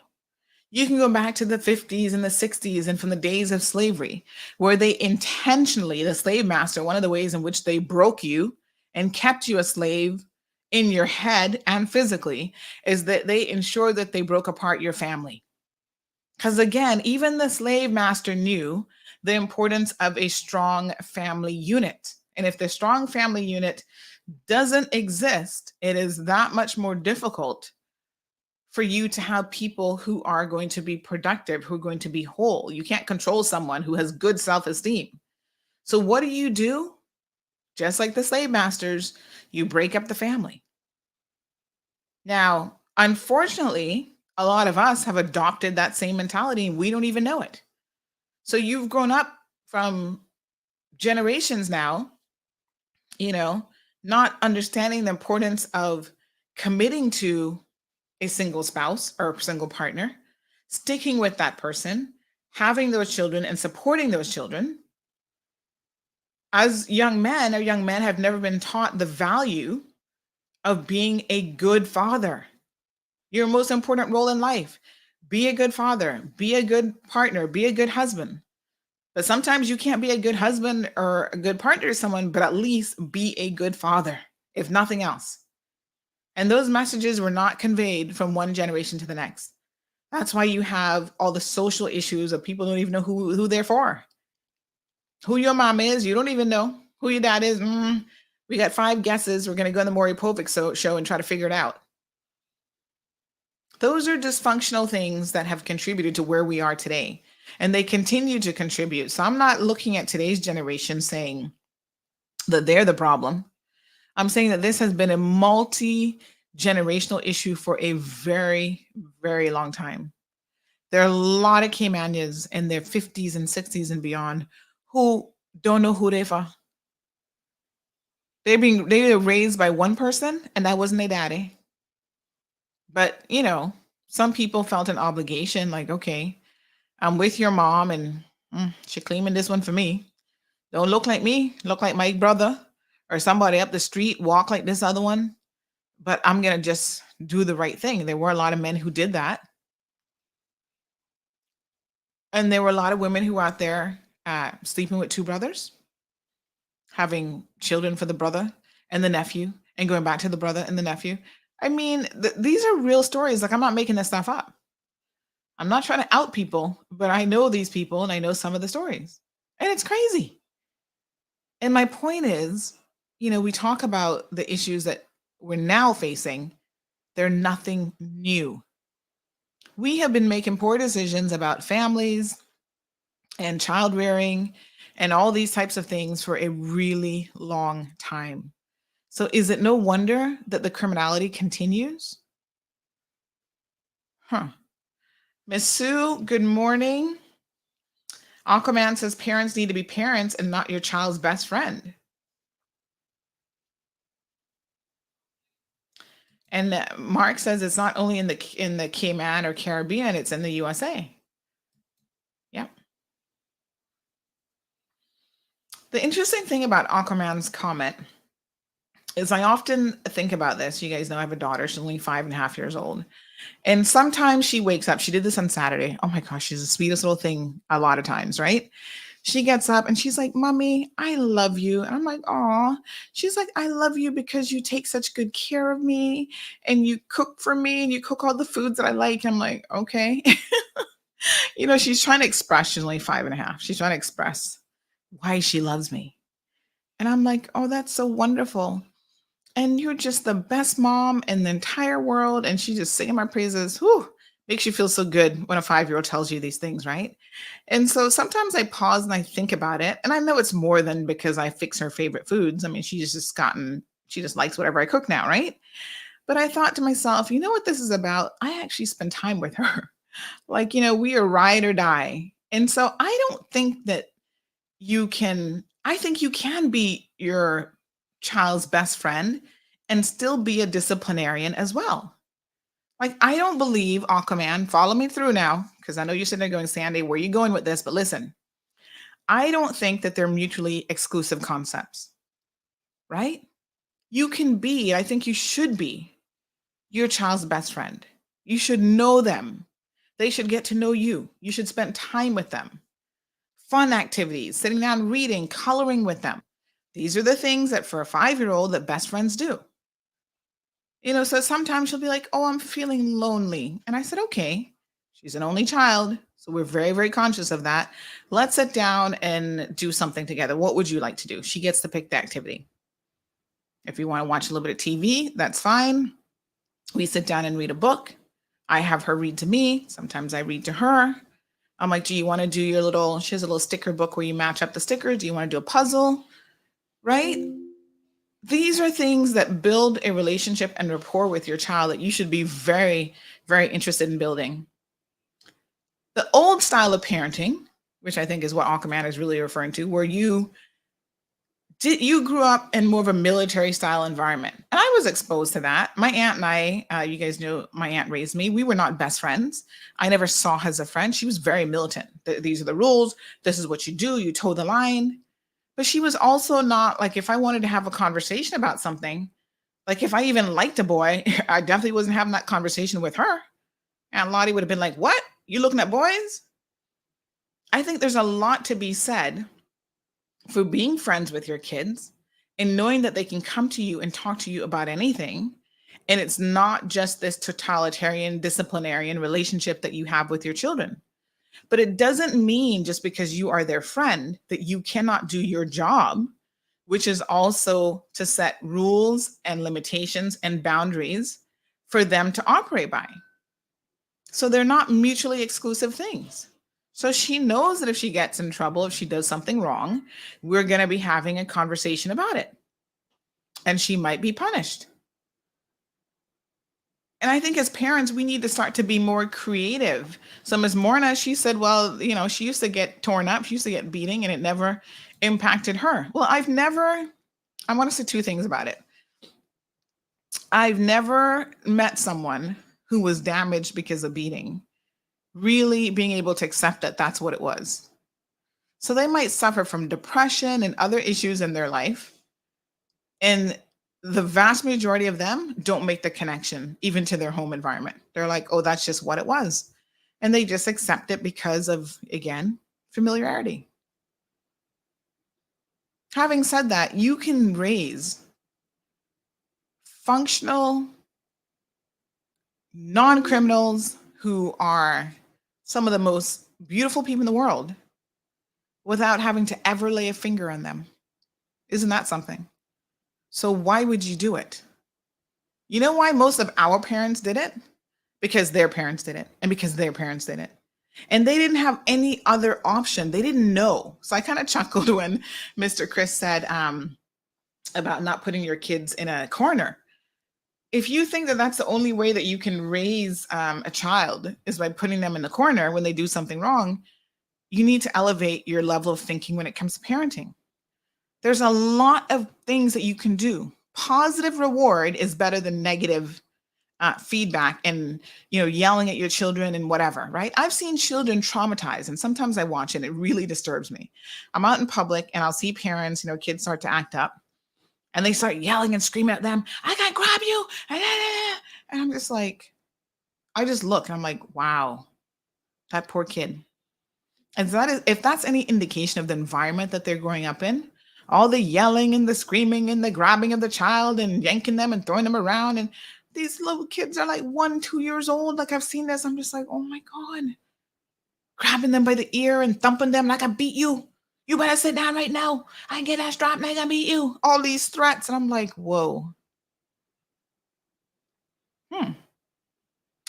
It requires a different level of, you have to be creative and you have to think differently about how to get through to your kids without all of that. I don't even like to raise my voice at my daughter. I got to be honest with you. You ever notice that when a child is upset, not even a child, an adult is upset, and you try to have a conversation with them? First of all, timing is everything. The worst time to have a conversation with someone is when they're crying and they're upset and they're having a moment. Sometimes you just got to let them have their moment. Cry it out. When you're done, we'll talk about it. When a person has calmed down, right, and they're no longer in that emotional state, you are more likely to have a productive conversation with them. And that's true whether that person is a child or an adult. So sometimes you got to just let your child wants to throw a tantrum, let them go at it. They're still figuring out life. They're still figuring out feelings. And when they're upset, they don't know how to control it. They don't have the regulation of their emotions and so forth that we as adults with 30, 40, 50 years of experience do. So I'm not going to judge a child by the same standard that I would judge an adult. I'm like, you know what? You want to have a moment? Go ahead. When you're done, then we need to talk about this. And we're going to sit down and I want you to tell me what's really going on. Why are you upset? How are you feeling? How many of you have ever said to your kids after a tantrum, why, what happened? Tell mommy, what's wrong? Sometimes they don't even know how to express it, but have you even bothered to ask them? And this comes with some of these parenting classes that I keep saying we need more of. You learn these different techniques of talking to children, age appropriate, at different ages, different levels, having conversations with them. There are games that you can play with children that help them express themselves, to talk about the different feelings that they have. There's nothing wrong with feeling anger. That's a natural human emotion. There's nothing wrong sometimes with being lonely or not having confidence. right? Your response shouldn't be to yell and scream at your children, which undermines them even more. It's to, okay, let's talk about why you're feeling this way and what can we do about it? How can we make you feel better? Beating a child because they're upset and they start to act out, is that really going to solve the problem? In your mind, if you beat them and they're still sniffling in the corner and they kind of stop because you can beat them some more, you may think that that's solving the problem, but it isn't. And the overarching message that we send to children is when you do something that I don't like, my response to you is to beat you into submission. Physical violence is the answer.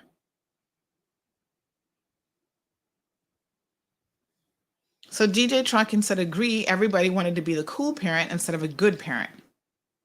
Now, there are boundaries, DJ Trucking. So I'm not in support of, years ago, we were talking about some of these students whose parents were allowing them to have alcohol at a party. That's not a good parent. And that parent is not even trying to be their child's friend. That's a parent who has some destructive issues of their own. Anybody who thinks an underage child should have access to alcohol at a school party and an uncontrolled environment to the point where one of the kids got so violently sick they had to be taken to the emergency room from alcohol poisoning, that's a serious indictment on those parents. And it didn't matter to me that they were millionaires and that their kids were going to exclusive schools in the Cayman Islands. None of that matters. You're a horrible parent.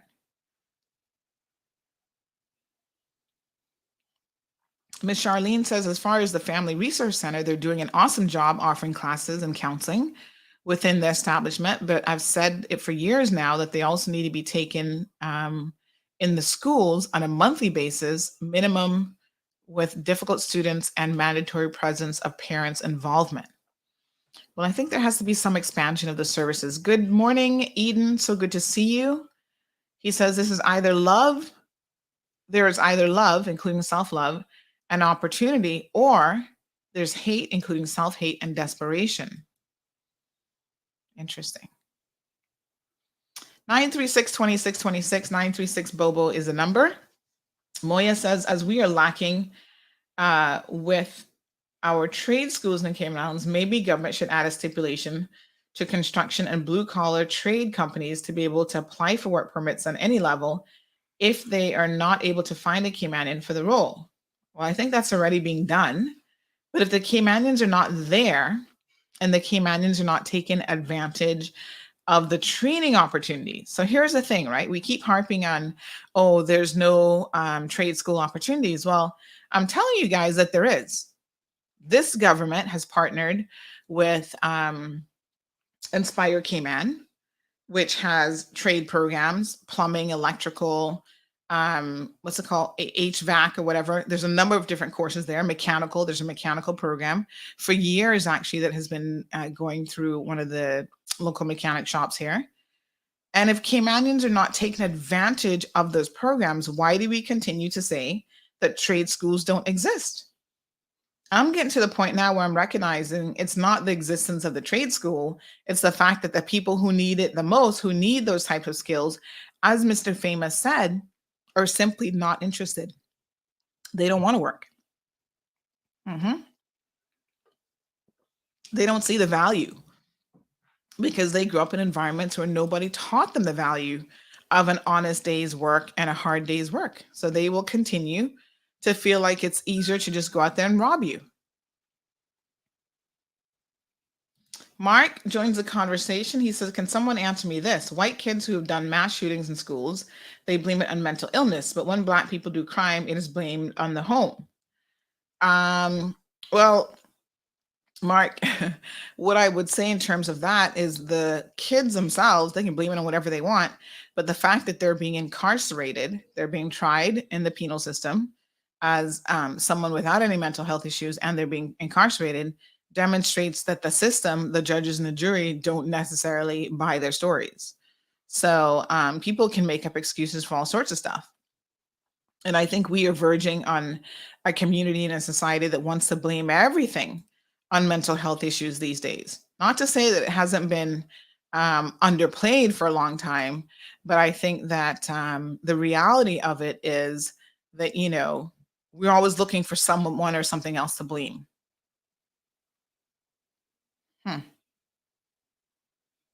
So Miss Charlene says, or an absentee mother as well, Sandra. Don't leave them out because there are those two within our community. Absolutely. And to me, that's so much more egregious.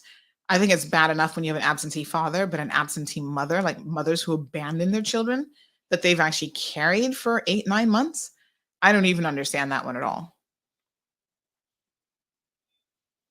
So Sports Circle 345, thank you for joining in, says, I grew up with a mother that made me know what time of day it was if I was disobedient. Today's kids have too much freedom. Social media is influencing them. Well, I think they have freedom, I guess is one word, but it's lack of controls. It's lack of discipline. You know, you can't give someone unfeathered access to social media or even just a phone and not know what they're doing with that phone and what they're on with. As a parent, it is your responsibility to ensure that if you're going to give your children a phone, that you know what they're doing with it. So Miss Sandra Miller, Winter Park, says Indigenous, all third generation, both parents are Caymanian, should be encouraged to have lots of children with full support from the government, e.g. Full support, food, education, medical, and stipend for housing. To meet a lot of true Caymanians in one place, just go to Georgetown Hospital. So are you suggesting that if you are an Indigenous or third generation Caymanian, you should be having children that you honestly cannot afford and it becomes the government's responsibility to pay for your children? What kind of socialist mentality is that? If you choose to have children, that's your job and your responsibility. Yes, government sometimes has to put programs in place to help people who, may not be able to fully make it. But I don't think that we should be encouraging people to have children they can't afford. That's part of the problem that we're having right now. And I'll be quite frank with you, it's a lot of those same Indigenous Caymanians who are doing that because they have this expectation that somebody else is going to do it for them. Nothing in life comes for free, So when we are demanding these things of the government, who's paying for it? Someone like me who only decides to have the one child? I shouldn't pay for your decision to have 4 and 5 children that you can't afford.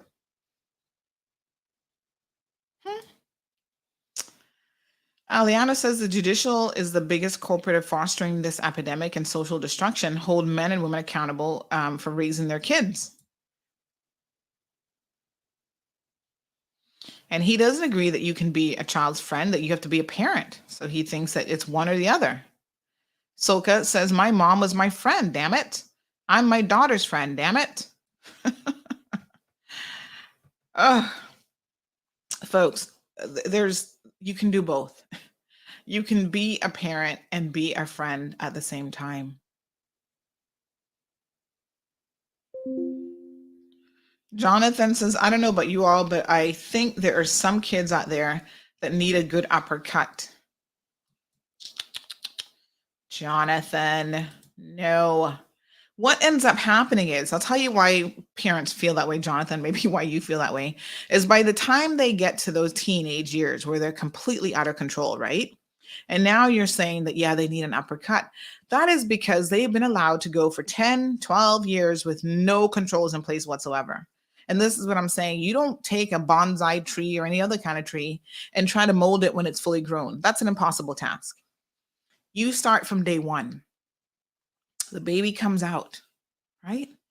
You start teaching that child what's acceptable behavior and what isn't acceptable behavior from the onset. And if you do that early enough, you will find, and if you're consistent with it, this desire to have to beat children, it disappears. But you got to have the parenting skills from day one to be able to do it. And I find that unfortunately, a lot of people simply do not have that. And that is the problem. Marshall says, I would normally hear parents telling kids, you better shut up, or I'm going to give you something to cry for. We've all heard that.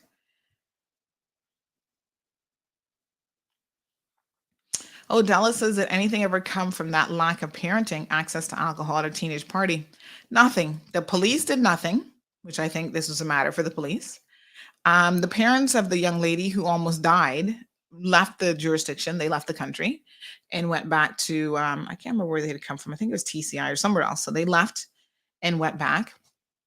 And, other than the public shaming, I guess, on CMR, because the stories are still there, nothing came of it. The mother of the young lady had my husband fired from his job at the time. That's what came of it. Seriously. All right, we've got a caller join the program. Good morning, caller. Thanks for calling the Cold Hard Truth. Good morning, Miss Sandra. How are you? Hi, honey. How are you? Good. Good. Just looking back, I'm from the old school. Yes, And, ma'am. we grew up with these sayings like, a child reflects a home Yes. and children live what they learn.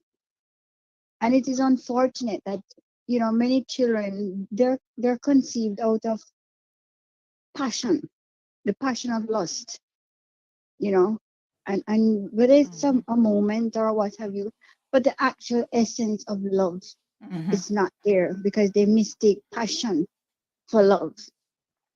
And then, when the child comes and the frustration, the disappointment, the anger, all of these things are fed to the child. Many of them, the father is not even around, and the father is being cursed, and so they grew up with this attitude towards men, and it's a seed that you sow to a child, and it is sad, so it saddens my heart, the generation that is up now, because as I say, the food that they eat, the anger, the resentment, the disappointment, the frustration, all of that. But as you say, the one-on-one bonding, love is time. Love is positive impartation to the child. So that's just my little bit there. But, to remember that children live what they learn, and a child reflects a home. You can tell what home a child comes out of. Just watch their demeanor. Yeah, So that's absolutely. it. Thank you very much. Thank you so much, my dear. I appreciate that. Okay. Okay, dear.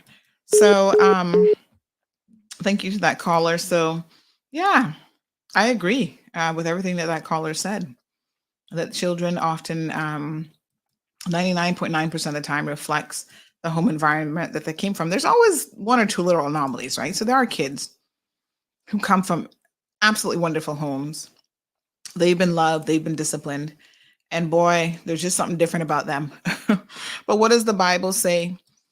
That raise up a child in the way that it should, and it's not going to depart from that. And even if it departs from that momentarily, the children will come back to the fold. They'll go back to their foundation, the base, what they have learned.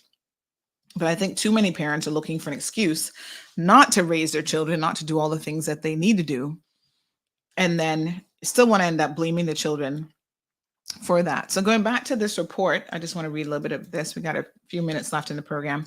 And then I do want to change and talk about a few other things that's happening in the community.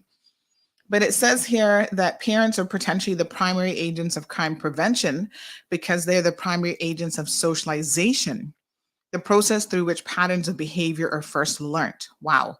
That is a sentence that is so incredibly powerful. This report goes on to say it is also the process through which values, norms, and societal mores are passed from one generation to the next or to the other. If this process breaks down and the family becomes dysfunctional, then what would be transmitted are anti-values and antisocial as opposed to pro-social norms, and one could expect problematic behaviors to flow from that household.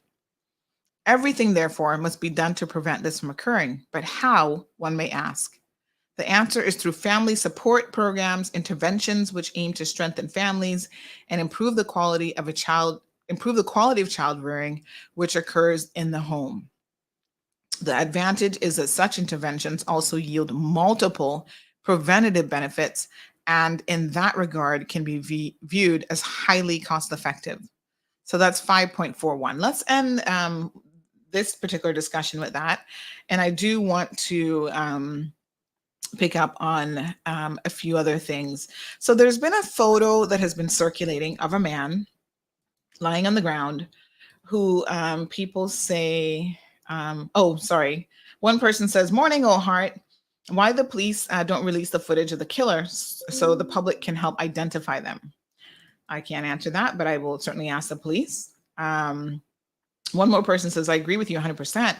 Parents should be friends with their children. You are the first person they know, but you have to also be their disciplinarian, and people struggle with this."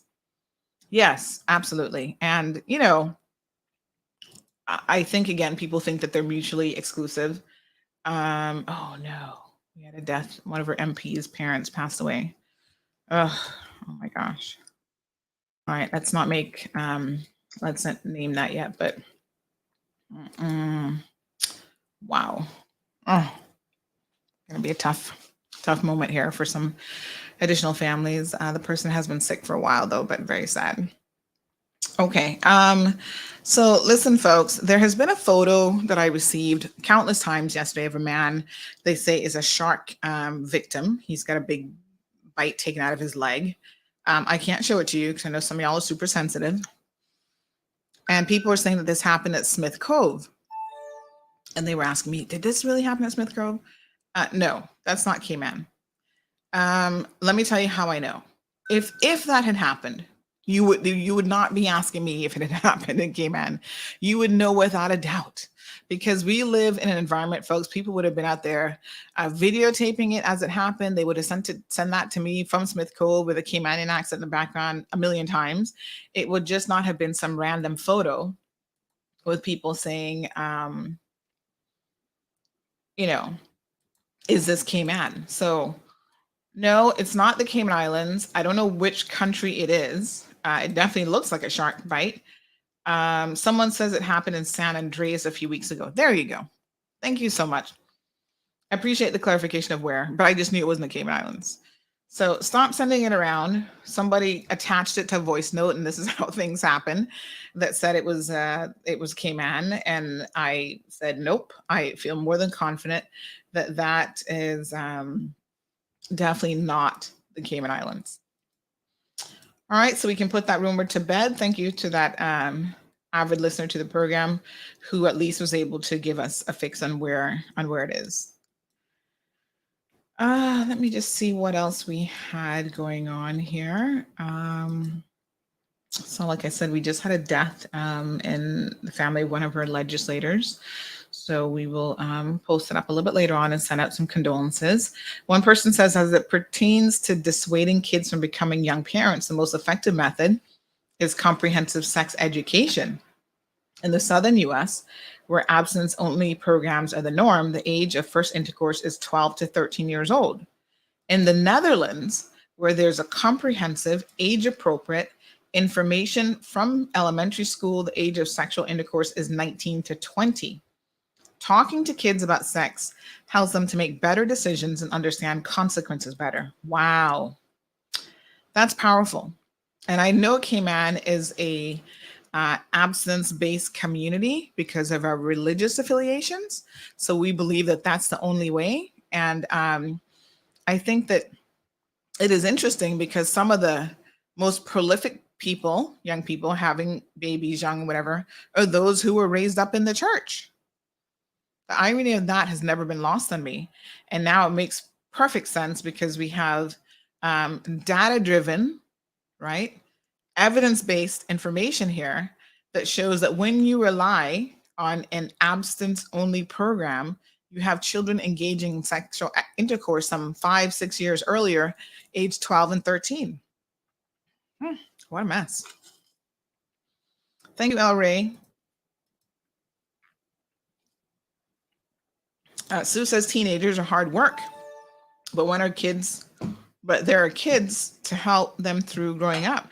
And it's not just teenagers, but I think all children are hard work, So it's just, that's why honestly, I don't know how people have like all 6, 7, 8, 9, 10 children in this day and age, because I just don't know how they do it. Al Ebank says, growing up with my mama, every other word out of her mouth was F this and F that. She told us that if she ever heard us use those words, she would slap them back into her mouths. Out of 7 children, none grew up saying them. I'm curious though, Al, why did she say it? I mean, probably the best way to teach your kids is not to threaten them with washing it out of their mouths, but just don't do it. Lead by example. Y'all know sometimes I can have a little bit of a potty mouth depending on the situation. So, around my daughter, I make sure I don't say it. Although once, I'm going to be completely honest with you, one time I slipped out when she was a baby and she was in the back seat. And, sometimes you're driving with kids, you kind of forget that they're there. And she was very, very young, but starting to learn words, like she was listening. And I said a particular word and she repeated it immediately after me. And I was like, oh. My husband does not use profanity at all. And if I even say like the BBC word, bumbleclot or whatever, which I think is kind of funny, he's like, what? Why did you say don't say that word? And so I'm like, ooh, if Marlon hears this baby saying that particular word, he gonna be like, where did she get this word from? So I'm like, oh no. As a matter of fact, when she said it, I didn't respond. I was like, let me crank up the radio a little bit more. Because, at that age, if you overreact to it, then they understand that, ooh, this is something that elicits a response. So I didn't respond, but I adjusted my behavior. Al says she just had a nasty mouth. I adjusted my behavior so that, I don't say certain things around her. But you'd be surprised at what kids do. Yesterday at school, her teacher said, we get these reports every single day. And they love her. She's like, oh, she's so pleasant. She's so well-mannered. She says, yes, ma'am. And, and of course, like when she first got started as a baby, even before she could speak, we'd give her something. And we would say, thank you. She wasn't even speaking yet, but she was understanding and listening that somebody gives you something, you say, thank you. You ask for something, you say, please. You say, yes, mommy. Yes, daddy. Yes, sir. Yes, ma'am. So by the time she really started talking, that was part of her vernacular, part of her vocabulary. So when she started going to school, they were like, oh, she's just so pleasant.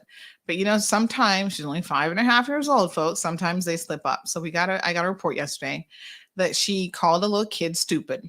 She's like, whatever his name is, so-and-so, you're stupid. And they said, we're not upset about it because she actually self-corrected. Like she said it and immediately she was like, oh, I'm so sorry. I didn't mean that. And she apologized to him without being prompted to do so. So, hey, we all slip up. Y'all don't think sometimes I'll be calling people around here stupid? Well, a lot of times they are stupid, but you know what I mean, right?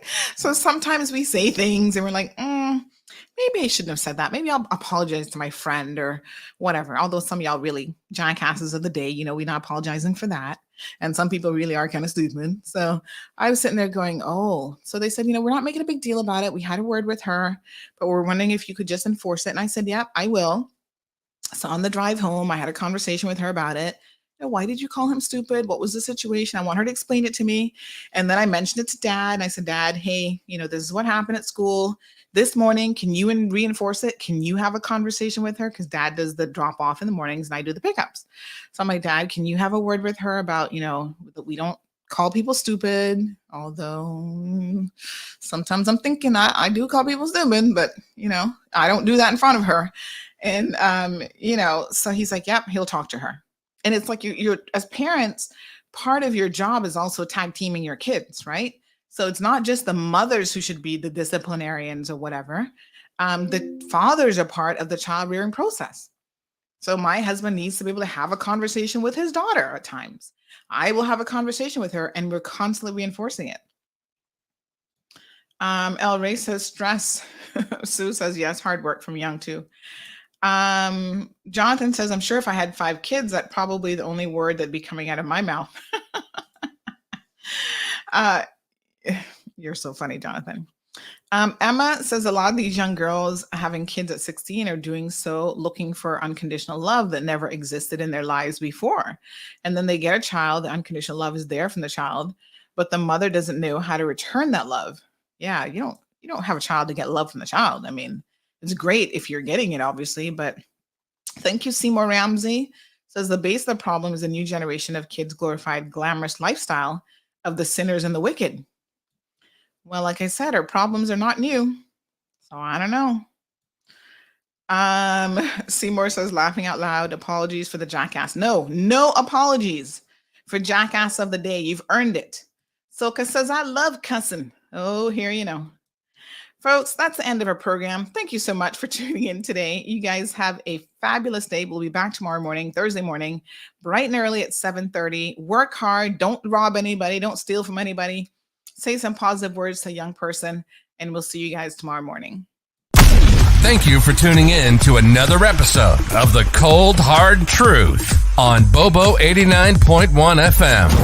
Cayman's #1 talk show is live weekdays from 7:30 a.m. Never miss an episode again. Watch anytime on CMR's Facebook and YouTube channels for the latest show episodes. Don't forget to follow us online on our social media channels and visit CaymanMarlRoad.com for all the latest news and community happenings.